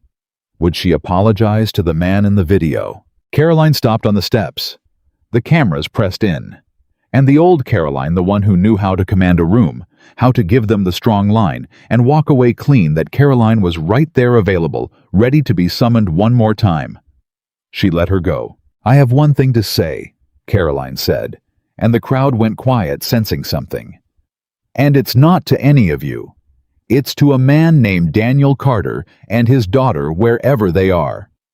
She looked directly into the nearest camera. I was wrong. Completely and without any excuse. You showed more decency in the worst moment I put you through than I have shown in 30 years, and I will spend whatever comes next trying to become the kind of person who could have deserved that video going the other way. Her voice held steady. That's all. That's the whole statement. I'm not going to answer questions because I don't deserve the chance to explain myself, and I'm done pretending I do. And Caroline Whitmore walked down the steps and got into a car she'd had to call for herself and rode away from everything she'd ever built. And somewhere across the city in a diner, with crayons on the tables, where Marcus Holloway had insisted on buying them lunch to hide from the news trucks. A little girl was coloring a picture of a mermaid, and her father's phone was buzzing again. And this time, when he looked at the screen and saw what the woman from the cafe had just said on the courthouse steps of the whole watching country. Daniel Carter went very still and set down his coffee and did not say anything for a long, long time. Daddy. Lily looked up from her mermaid drawing. You have your quiet face. Daniel set the phone down slowly. Across the booth, Marcus was watching him with a question in his eyes, and around them the diner clattered on the way. Diners do the coffee pots and the short order bell, and somebody's baby fussing 2 booths down, all of it going along like nothing had changed while everything had. I'm okay, baby, Daniel said. Keep coloring, that's a good mermaid. She's got a lot of hair. She has hair like the ocean, Lily said with great authority, and went back to it. Marcus leaned in. What happened? What did she do? Daniel slid the phone across the table. Marcus read it. He watched the whole clip because it was already a clip. already cut and captioned and racing across the same channels that had carried the cafe video the night before, of Caroline Whitmore standing on the steps of her own building. No notes, no PR handler at her elbow, saying, "I was wrong completely," and without any excuse, saying Daniel's name, and his daughter's saying she'd resigned. Marcus set the phone down, and for a moment, he didn't say anything either. "Well," he said finally, "I'll be damned. Yeah. I did not see that coming. I worked for that woman 2 years, Daniel. 2 years. I never once heard her admit she got a lunch order wrong, let alone—" He shook his head. "That's not the same person. That is not the woman I drove around this city for 2 years. People change," Daniel said quietly. "Not that fast. Not that woman. Sometimes it's not fast," Daniel said. "Sometimes it's been building up under the floorboards for years, and something just kicks the board loose." He looked at his daughter bent over her drawing tongue between her teeth. "You never know what's holding somebody together, Marcus, or what it's costing them. She had everything. Didn't make her happy. You don't slap a stranger in a cafe because you're a happy person. You do it because something's rotten inside, and you're trying to make somebody else carry it for a second." Marcus studied him. "You feel sorry for her?" "A little," Daniel admitted. "Is that crazy? After what she did to you in front of Lily?" "Yeah, brother, it's a little crazy. Maybe." Daniel turned his coffee cup slowly on the table. "But I keep thinking about what she said at the end there. About spending whatever comes next trying to be somebody who'd deserve it, going the other way. That's not a PR line, Marcus. I've heard PR lines my whole life. That's a person who's scared and ashamed and telling the truth for maybe the first time in a long while." He looked up. "I know what that sounds like. I've been that scared before. Different reasons. But scared is scared." Marcus was quiet for a moment. Then carefully, "So, what are you going to do? Right now?" Daniel gestured at Lily. "I'm going to finish my coffee and admire this mermaid and figure out how to get us home without walking through 3 news crews. That's what I'm going to do right now." He almost smiled. "The rest of it can wait. The rest of it's been waiting my whole life. It can wait another day." But the rest of it, as it turned out, could not wait. Because by the time Daniel got Lily home that evening, Marcus drove them. Took the back streets, pulled right up to the alley door. His phone had 211 voicemails. And they were not all reporters. That was the thing that started to get to him, sitting on the edge of his bed that night, after Lily was asleep, scrolling with a kind of numb disbelief. There were reporters, sure. Dozens of them. But there were others. There was a man named Torres who said he'd served in Daniel's unit 2 deployments after him, and had heard the stories about Sergeant Carter for years, the legend of the man who went back into the fire, and had never in a million years expected to see his face on the news, and just wanted to say, "Thank you, brother, from all of us who came up hearing your name." There was a woman whose voice shook the whole message, who said she was a single mother of 2, and she'd been treated like garbage her whole life for being poor and being alone, and she'd watched the video 11 times and cried every time, and she just wanted Daniel to know that he'd made her feel for the first time in years like maybe she wasn't invisible after all. There was a teacher who wanted to show the video to her class. There was a veterans organization.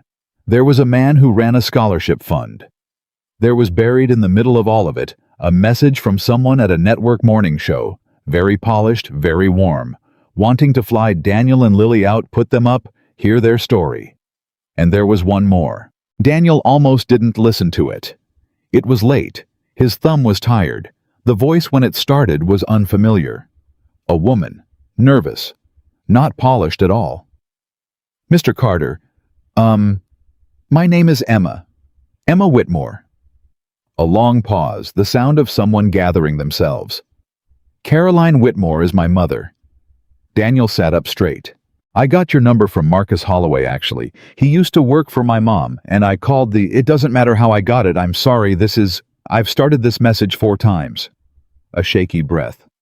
"I'm calling because my mother did a terrible thing to you and your daughter. I saw the video. Everybody saw the video. And I'm not calling to make excuses for her because there aren't any, and she'd be the first person to tell you that now. That's a whole other thing. Because the woman in that video is not a woman who's ever admitted she was wrong about anything, and I've spent 26 years learning that the hard way. Daniel didn't move, but she called me today. Emma's voice went on thick now. For the first time in 4 years, before her board meeting, before she lost everything. And she didn't ask me for anything. She said she'd done something terrible, and she didn't explain it away. And she told me she'd spent my whole childhood looking right through me, and she was sorry. A wet, disbelieving laugh. 4 years, Mr. Carter. 4 years of silence, and the thing that finally broke it was watching you get down on the floor and tell your little girl not to be small. That's what did it. Not therapy, not me begging, not anything. You, a stranger, in a cafe. There was a long pause on the recording. So I guess I'm calling to say thank you, Emma said. Which is insane because my mother hurt you. And I'm the one calling to say thank you, but you gave me my mom back. Or you gave me a shot at it anyway. The first real shot in 4 years. And I don't know how a person even says thank you for something like that. So I'm saying it badly into a voicemail at 11 o'clock at night. Thank you. And I'm sorry, both. All of it. I'm sorry and thank you, and I hope your little girl is okay. She seemed like the bravest kid I ever saw. A breath. Okay. That's all. Bye. The message ended. Daniel sat on the edge of his bed for a long time in the dark. Then he got up and he checked on Lily. She was sprawled sideways, mermaid drawing still clutched in one hand, mouth open, dead to the world, and he pulled her blanket up over her, and he stood in her doorway, watching her breathe. The way he'd watched her breathe every night for 4 years, and he made a decision. He'd never been able to run into the fire that took Rebecca. He'd carried that his whole life.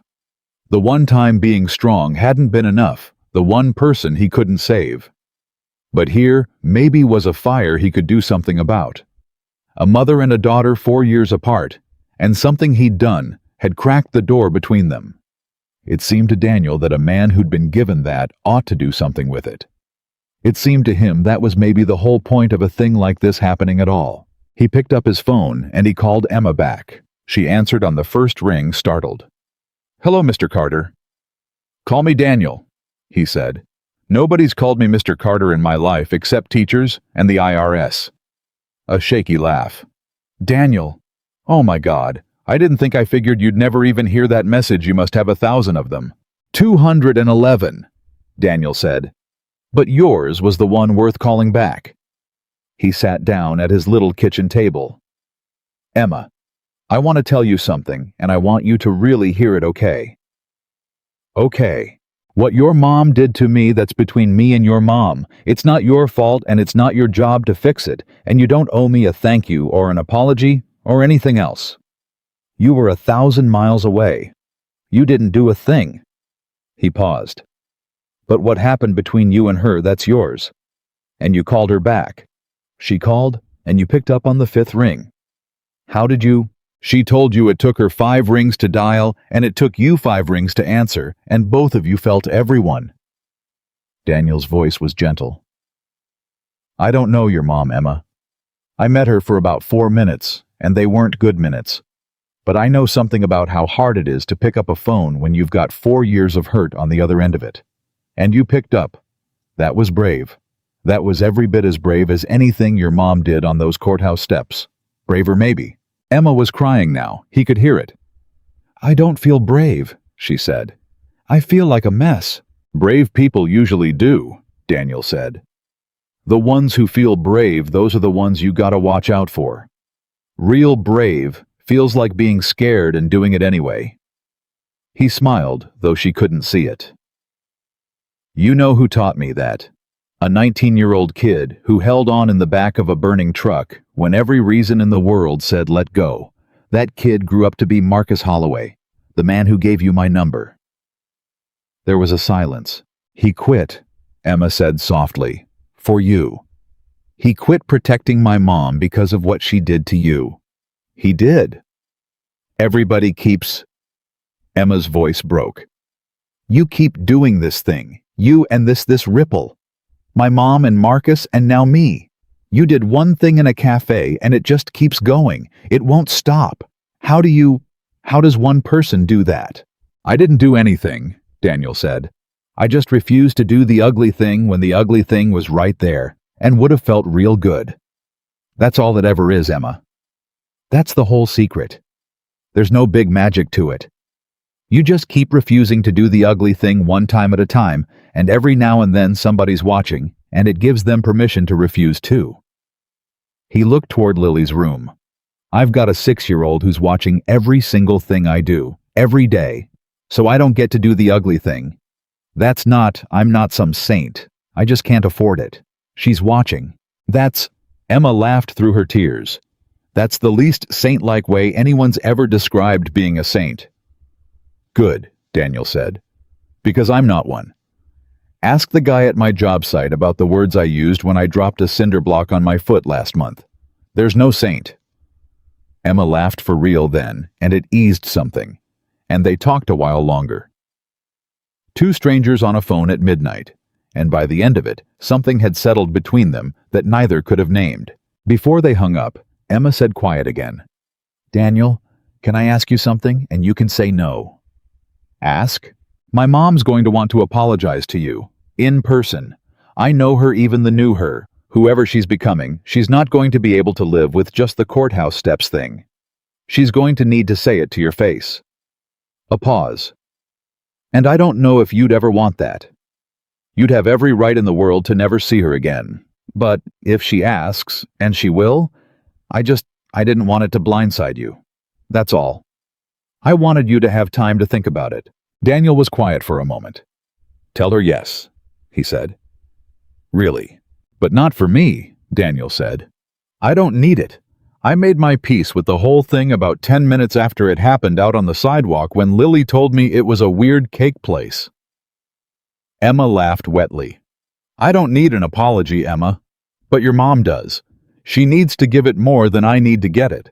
And I've got a feeling that if she can look the man from the video in the eye and say she's sorry and have him shake her hand, I think maybe that's a brick she needs to lay down before she can build whatever she's gonna build next.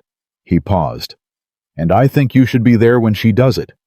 I think you two should be in the same room watching each other be brave. Might do you both some good. There was a long silence on the line. You're kind of a lot, you know that, Emma said finally, her voice full. I've been told, usually right before somebody hugs me or hits me. It goes either way. I'd hug you, Emma said, for the record. I'll take it, Daniel said. Good night, Emma. Call your mom in the morning. Tell her her daughter's proud of her for the courthouse thing, even if her daughter's still real mad about a lot of other things. Both can be true. Both can be true, Emma repeated softly. Yeah. Good night, Daniel, and thank you. For real this time. Not the messy voicemail version. Good night. He hung up, and he sat in the dark of his little kitchen, and he thought about fires you can run into and fires you can't, and after a while, he went to bed, and for the first time in longer than he could remember, Daniel Carter slept straight through till his alarm without waking once. The apology happened 9 days later. It took that long because Daniel had conditions, and the conditions were not what anybody expected.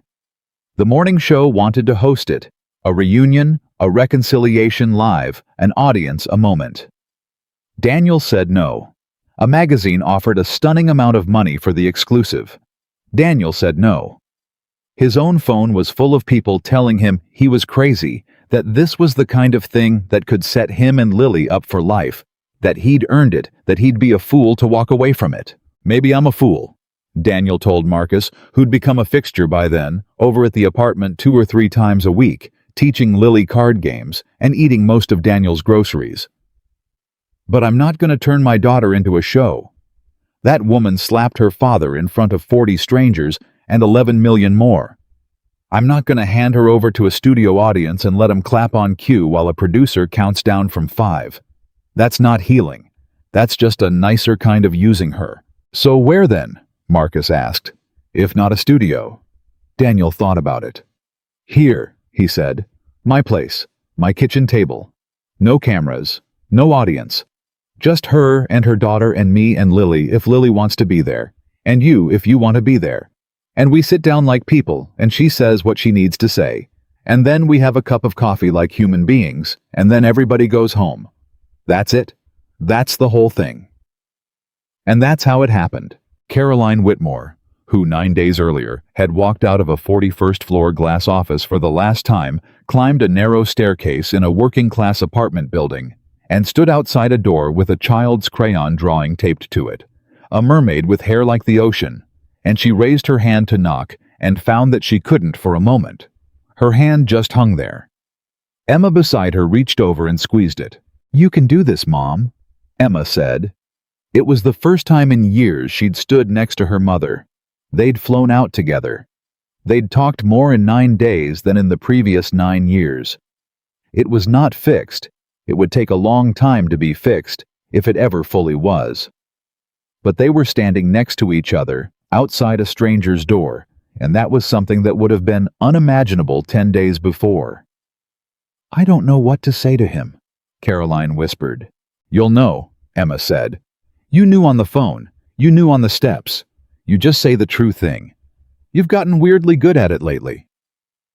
Caroline let out a breath that was half a laugh, and she knocked. Daniel opened the door. For a moment, the two of them just looked at each other. The tired man in his one good shirt, which he'd pressed again the night before, out of some instinct he couldn't have explained, and the woman who'd slapped him, who looked, he thought, 10 years older than she had in the cafe, and somehow also younger, like something hard had been sanded off her. "Mr. Carter," Caroline said. Her voice was steady, but barely. "Thank you for letting me come." "Come in," Daniel said. "Coffee's on." They sat at his kitchen table.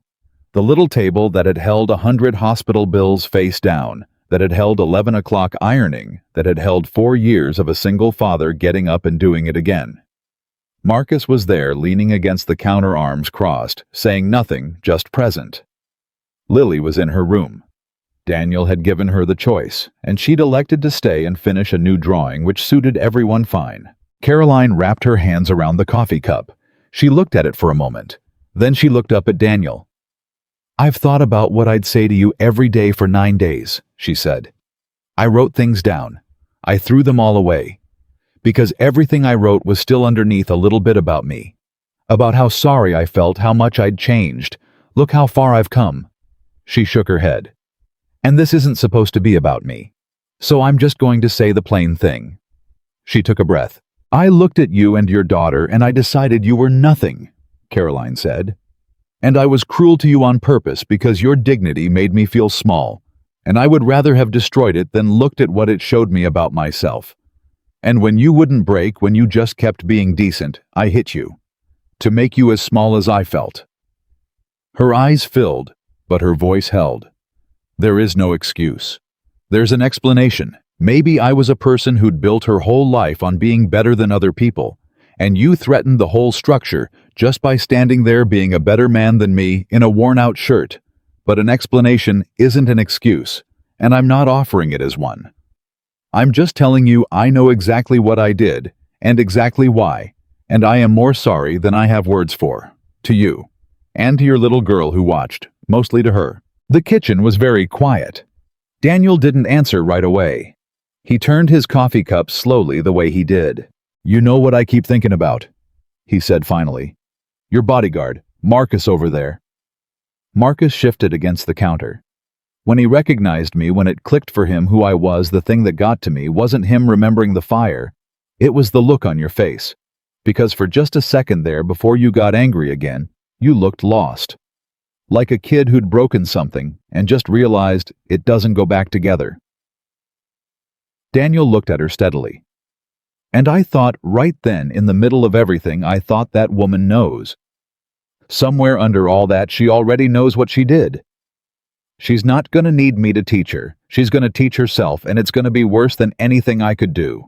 Caroline's face crumpled, and she pressed her lips together hard. "You were right," she whispered. "It was worse. It's been so much worse." "I know," Daniel said gently. "I could see it was gonna be." He leaned forward. "Here's what I want to say to you, Caroline, and then I want to have a nice cup of coffee and meet your daughter properly, because I hear she's the reason you and her are even in this kitchen. What you did to me, I forgive it. It's done. I forgave it on the sidewalk that day. I don't carry it, and I'm not gonna carry it, and you don't have to carry it toward me anymore either. It's set down. It's over. Caroline was crying openly now, silently, the tears just running. But, Daniel said, I'm gonna ask you for one thing, just one.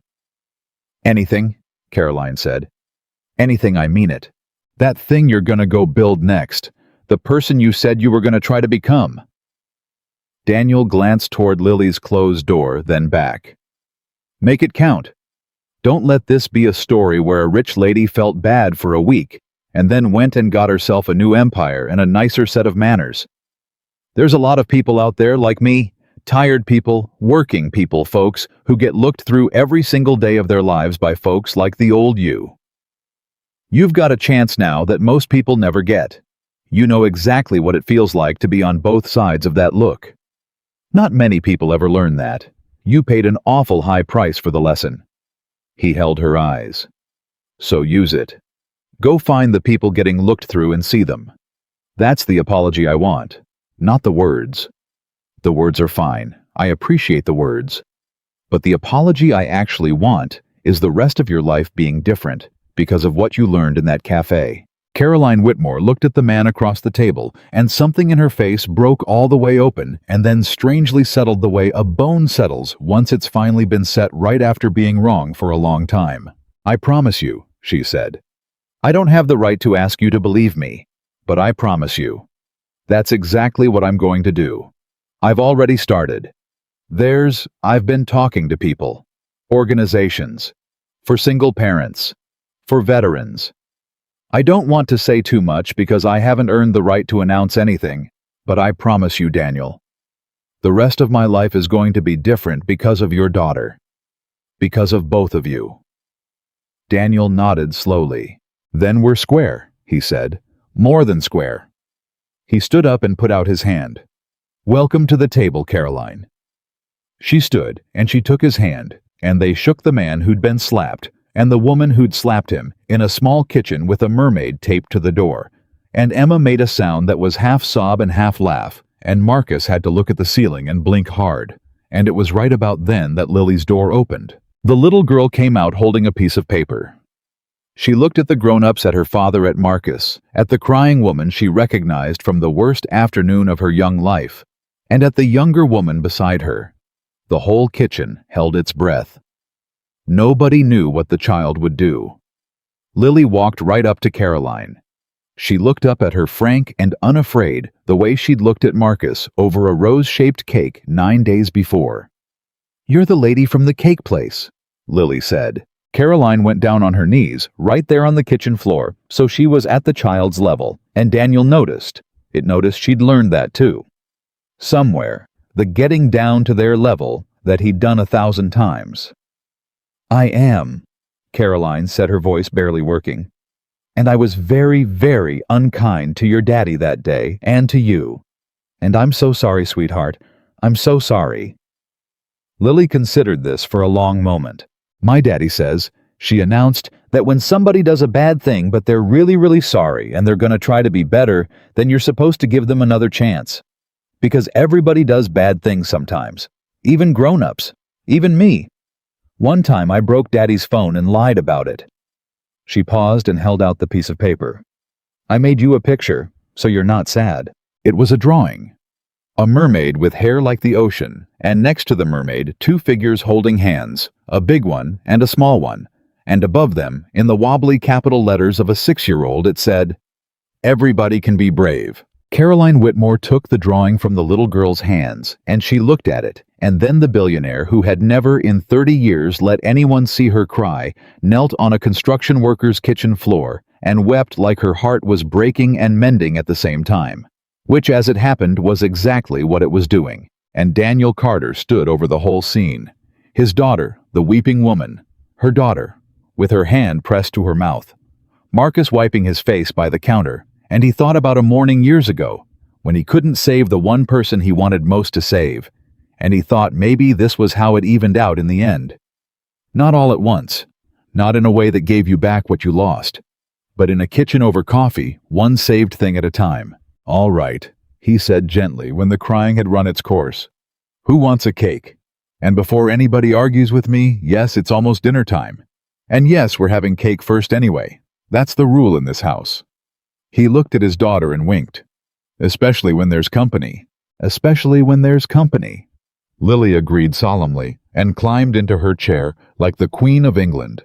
And for the first time in a very long time, at a small table in a small apartment, nobody in that room felt small at all. The cake got eaten before dinner, and dinner got eaten after, and somewhere around 8 o'clock that night, Caroline and Emma Whitmore walked back down the narrow staircase they'd climbed so carefully hours before. Except now they were laughing about something Lily had said, and Emma had her arm through her mother's, and neither of them noticed they were doing it, which was the whole point. At the bottom of the stairs, Caroline stopped. "I want to send them something," she said. "Money. Enough to the hospital bills at least. Marcus told me about the bills, and the 2 jobs, and the I have more money than I could spend in 3 lifetimes. Emma and that man is getting up at 4:45 to carry cinder blocks." Emma was quiet for a second. "Don't," she said gently. "Emma, Mom, think about it. Think about who he is." Emma turned to face her mother on the sidewalk. "If you send him a check, you make it a transaction. You make it the thing he spent the whole day telling you it isn't. He didn't forgive you, so you'd pay him. He forgave you because that's who he is. If you send money now, you turn the most decent thing anybody's ever done for our family into an invoice." She shook her head. "That's the old you thinking. Money fixes it. Money makes it clean. Money makes the discomfort go away. He doesn't want your money, Mom. He told you what he wants. He wants you to go be different." Caroline looked at her daughter for a long moment. "When did you get so wise?" she said softly. 4 years of not talking to you," Emma said. "Lot of time to think." And then seeing her mother's face, she pulled her into a hug right there on the sidewalk and said into her shoulder, "I'm kidding. Mostly. God, Mom, I missed you. Even the parts I was mad at. I missed you so much." And Caroline Whitmore, standing on a working-class street in the dark, held her daughter for the first time in 4 years, and really understood all the way down that the man upstairs had been right. There was no check she could write that would ever be worth as much as this. She'd have traded the whole empire for it if anyone had ever told her that was the price. Nobody had. She'd had to learn it in a cafe the hard way, at the cost of everything else. "Then here's what I'll do instead," Caroline said, pulling back, wiping her eyes. "I won't send him a check, but I'm going to build something, Emma. Something real. And I'm going to build it right, and I'm going to build it to last. And someday, not soon, I have to earn it first. Someday, I'm going to be able to show that man what came out of what he did in that cafe. And that's going to be worth more than any check." "Now that," Emma said, "sounds like the new you." Upstairs, Daniel Carter washed 2 coffee cups and a stack of dessert plates, and Marcus dried, and Lily had fallen asleep on the couch mid-sentence with a crayon still in her hand, and the apartment was quiet in the good way. "You did a real thing today," Marcus said, drying a plate. "You know that what you did in that kitchen, letting her come here, forgiving her like that, to her face." "Wasn't that hard?" Daniel said. "It was that hard. It was exactly that hard. Don't tell me it wasn't." Marcus set the plate down. "I couldn't have done it. I quit my whole job because I was so mad at her, and I couldn't have sat across a table and shook her hand 9 days later." "You did it like it was nothing." "It wasn't nothing," Daniel admitted, scrubbing at a cup. "But you carry a grudge, Marcus. It just gets heavier. I've carried enough heavy things. I've carried men out of fire. I've carried my wife's coffin. I've carried this whole life on my own back for 4 years. He set the cup in the drying rack. "I'm not going to add one angry rich lady to the load when I don't have to. Setting it down was lighter than picking it up. That's all forgiveness ever really is when you get down to it. It's not for them. It's so you don't have to carry the rock." Marcus was quiet. "You're a hell of a man, Daniel Carter," he said finally. "I'm a tired man who wants to go to bed," Daniel said, and grinned and flicked dishwater at him. The story didn't end there, of course. Stories like that don't end. They just keep rippling out the way Daniel's one refusal in a cafe had rippled out to Marcus and to Emma, and to a woman who'd needed to lose everything to find the thing that mattered. It kept going. It went further than any of them could have guessed. In the weeks that followed, Daniel finally answered one of the 200 voicemails from the Veterans Organization, not the morning shows, not the magazines, but the veterans. They wanted him to speak. Not about the cafe, about the other thing. About coming home and losing his wife, and choosing his daughter over his medals, and getting up at 4:45 for 4 years, without anybody watching or clapping or posting a video. About the kind of heroism nobody makes a highlight reel out of. Daniel almost said no. Public speaking was not his thing. He'd sooner run back into a burning building than stand behind a podium. But Lily, when he mentioned it, looked up from her cereal and said, "Will it help other daddies?" And that was that, because there was no arguing with the logic of a 6-year-old who'd already learned the family rule about the last piece of cake. So Daniel spoke. To a room full of veterans and their families, a lot of them tired, a lot of them looked through, a lot of them carrying invisible things. He didn't talk about the slap. He talked about getting up. He talked about how the bravest thing he ever did wasn't in any war. It was choosing to stay small and unseen and unthanked for 4 years, so that one little girl would grow up knowing she mattered. And when he finished, the room was on its feet, and a lot of hard men were wiping their faces. And afterward, the line to shake his hand went out the door, and every single one of them said some version of the same thing. "You made me feel seen." That was the word that kept coming back. Seen. Marcus started his own security firm 3 months later, a small one, just him and 2 other veterans he trusted, and the first thing he did was write into the company's rules, in plain language, that they would not work for anyone who treated the people around them like they were invisible. His partners thought it was a strange thing to put in a founding document. Marcus told them the story. After that, nobody thought it was strange, and Caroline Whitmore kept her word. She didn't rebuild an empire. That surprised everyone. The business press had been waiting for the comeback, the redemption arc, the triumphant return to a corner office somewhere. It never came. Instead, about 8 months after a cafe slap became the most watched video in the country, a small foundation quietly opened its doors, and it had an unglamorous name and no billboard, and no CEO drawing a salary. And its entire mission was to help single parents, the ones working 2 and 3 jobs, the ones getting looked through in expensive stores and cheap job interviews, get childcare and job training. And when the water heater broke, or the car died, or the hospital sent a final notice in cold red ink, a little breathing room. She ran it herself for no pay out of a modest office, nothing like the glass tower she'd left. And she was by every account extraordinary at it, because she brought to it the same ferocious intelligence and drive she'd once used to build a fortune, except now it was aimed at people instead of profits. The old Caroline had never lost a negotiation. The new Caroline turned that same iron will on landlords and utility companies and bureaucracies, and God help the caseworker who told one of her single mothers that's just how the system works. She never once used Daniel's name to promote it, never mentioned the cafe. When reporters tried to make the foundation about her redemption, she shut it down flat. "This isn't about me. It never should have been about me. That was the whole problem." And she'd redirect them every time to the parents the foundation served and make them write about those people. Instead, the seen-through made visible one story at a time. Emma came to work with her eventually.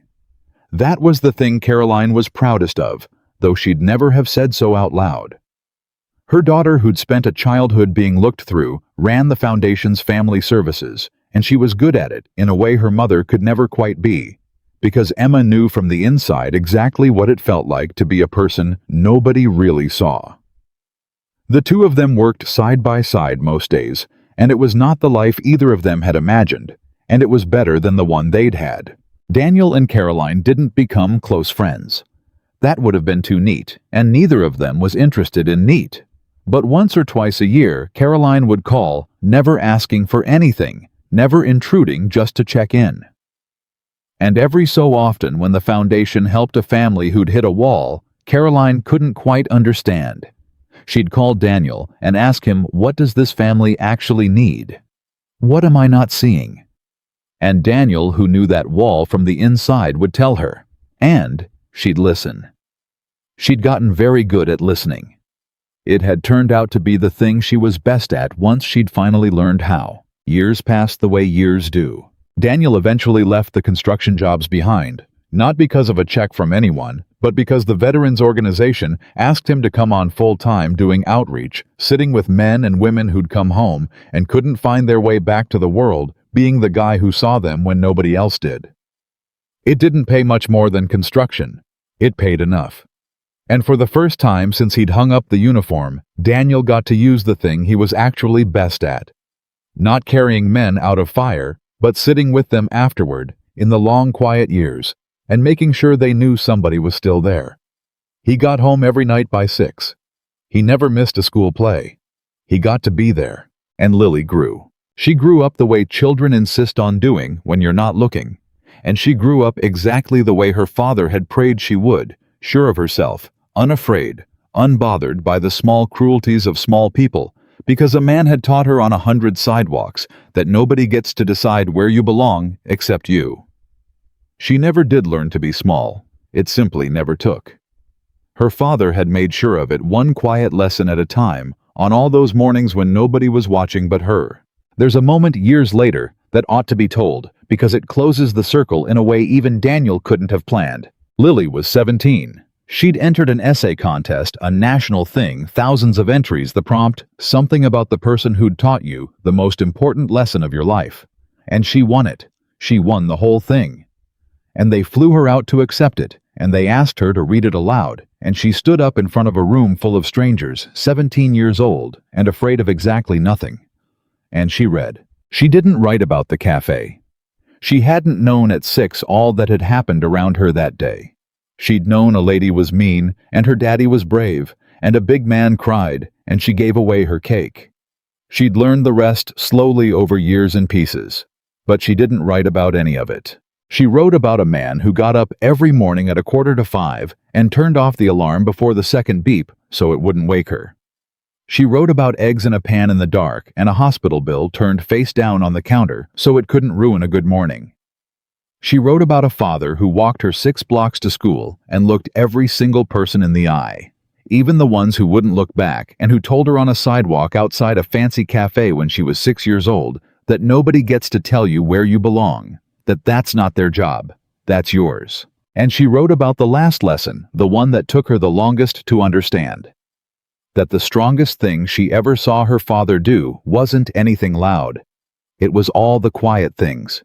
The getting up. The staying. The choosing over and over for 17 years to be gentle in a world that had given him every reason not to be. My father, she wrote, is the strongest man I have ever known. And he never once raised his voice to prove it. He taught me that real strength isn't how hard you can hit back. It's having every reason in the world to hurt somebody and choosing to protect love instead. When she finished reading, the room was silent for a moment, the way that cafe had once gone silent. And then it rose to its feet. Daniel was in the 3rd row. He was older now, more gray. A few more lines, the scar on his jaw faded almost to nothing. He'd worn his one good shirt, the blue button-down, pressed the night before, the way he'd pressed it 1,000 times.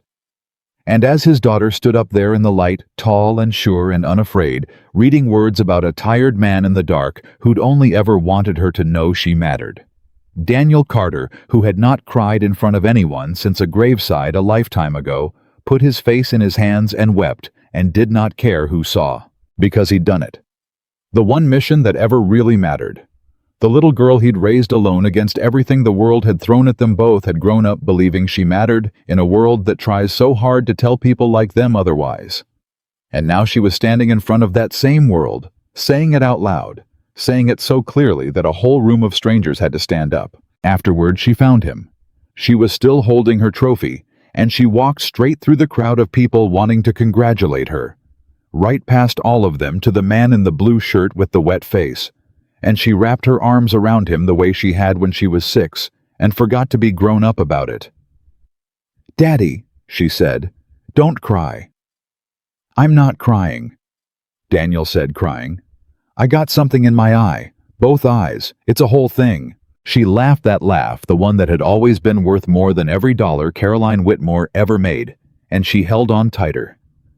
"You were listening," Daniel said into her hair. "All those years, all those sidewalks. I never knew if any of it was landing. You were just a little kid, and I kept talking, hoping some of it would stick, and I never knew." "It stuck, Daddy," Lily said. "All of it, every word." She pulled back and looked at him, this girl who had never learned to be small. "You know what I used to think when I was little? I thought everybody had a daddy like you. I thought that's just what daddies were." Her eyes were bright. "It took me a long time to figure out how rare you are, how rare that was, what you did." She pressed her forehead to his, the way she'd once seen him do with a big crying man in a cafe she barely remembered. "You gave up everything for me, and you never once made me feel like I was a burden you carried. You made me feel like I was the whole reason. My whole life. You made me feel like the whole reason. You were," Daniel said, his voice gone completely. "You are. You always will be." And there it was. The whole thing. Everything Daniel Carter had ever worked for. Everything he'd carried and buried, and gotten up at 4:45 for standing right there in front of him, with a trophy in one hand, and her arms around his neck, telling him it had all been worth it, that every silent, unseen, unthanked morning had added up to a person who knew all the way down that she mattered. The world had looked at Daniel Carter once in a cafe and decided he was nothing. A tired man in a worn jacket standing alone in a corner, easy to look through, easy to slap, easy to tell, to get back on the other side of some invisible line. The world had been wrong, because the quiet man standing alone in the corner, the one the world ignores, the one holding a child's hand, the one who has every reason to hit back and chooses instead to protect the love in his arms. That man is not the weakest person in the room. He never was. He is the strongest one there.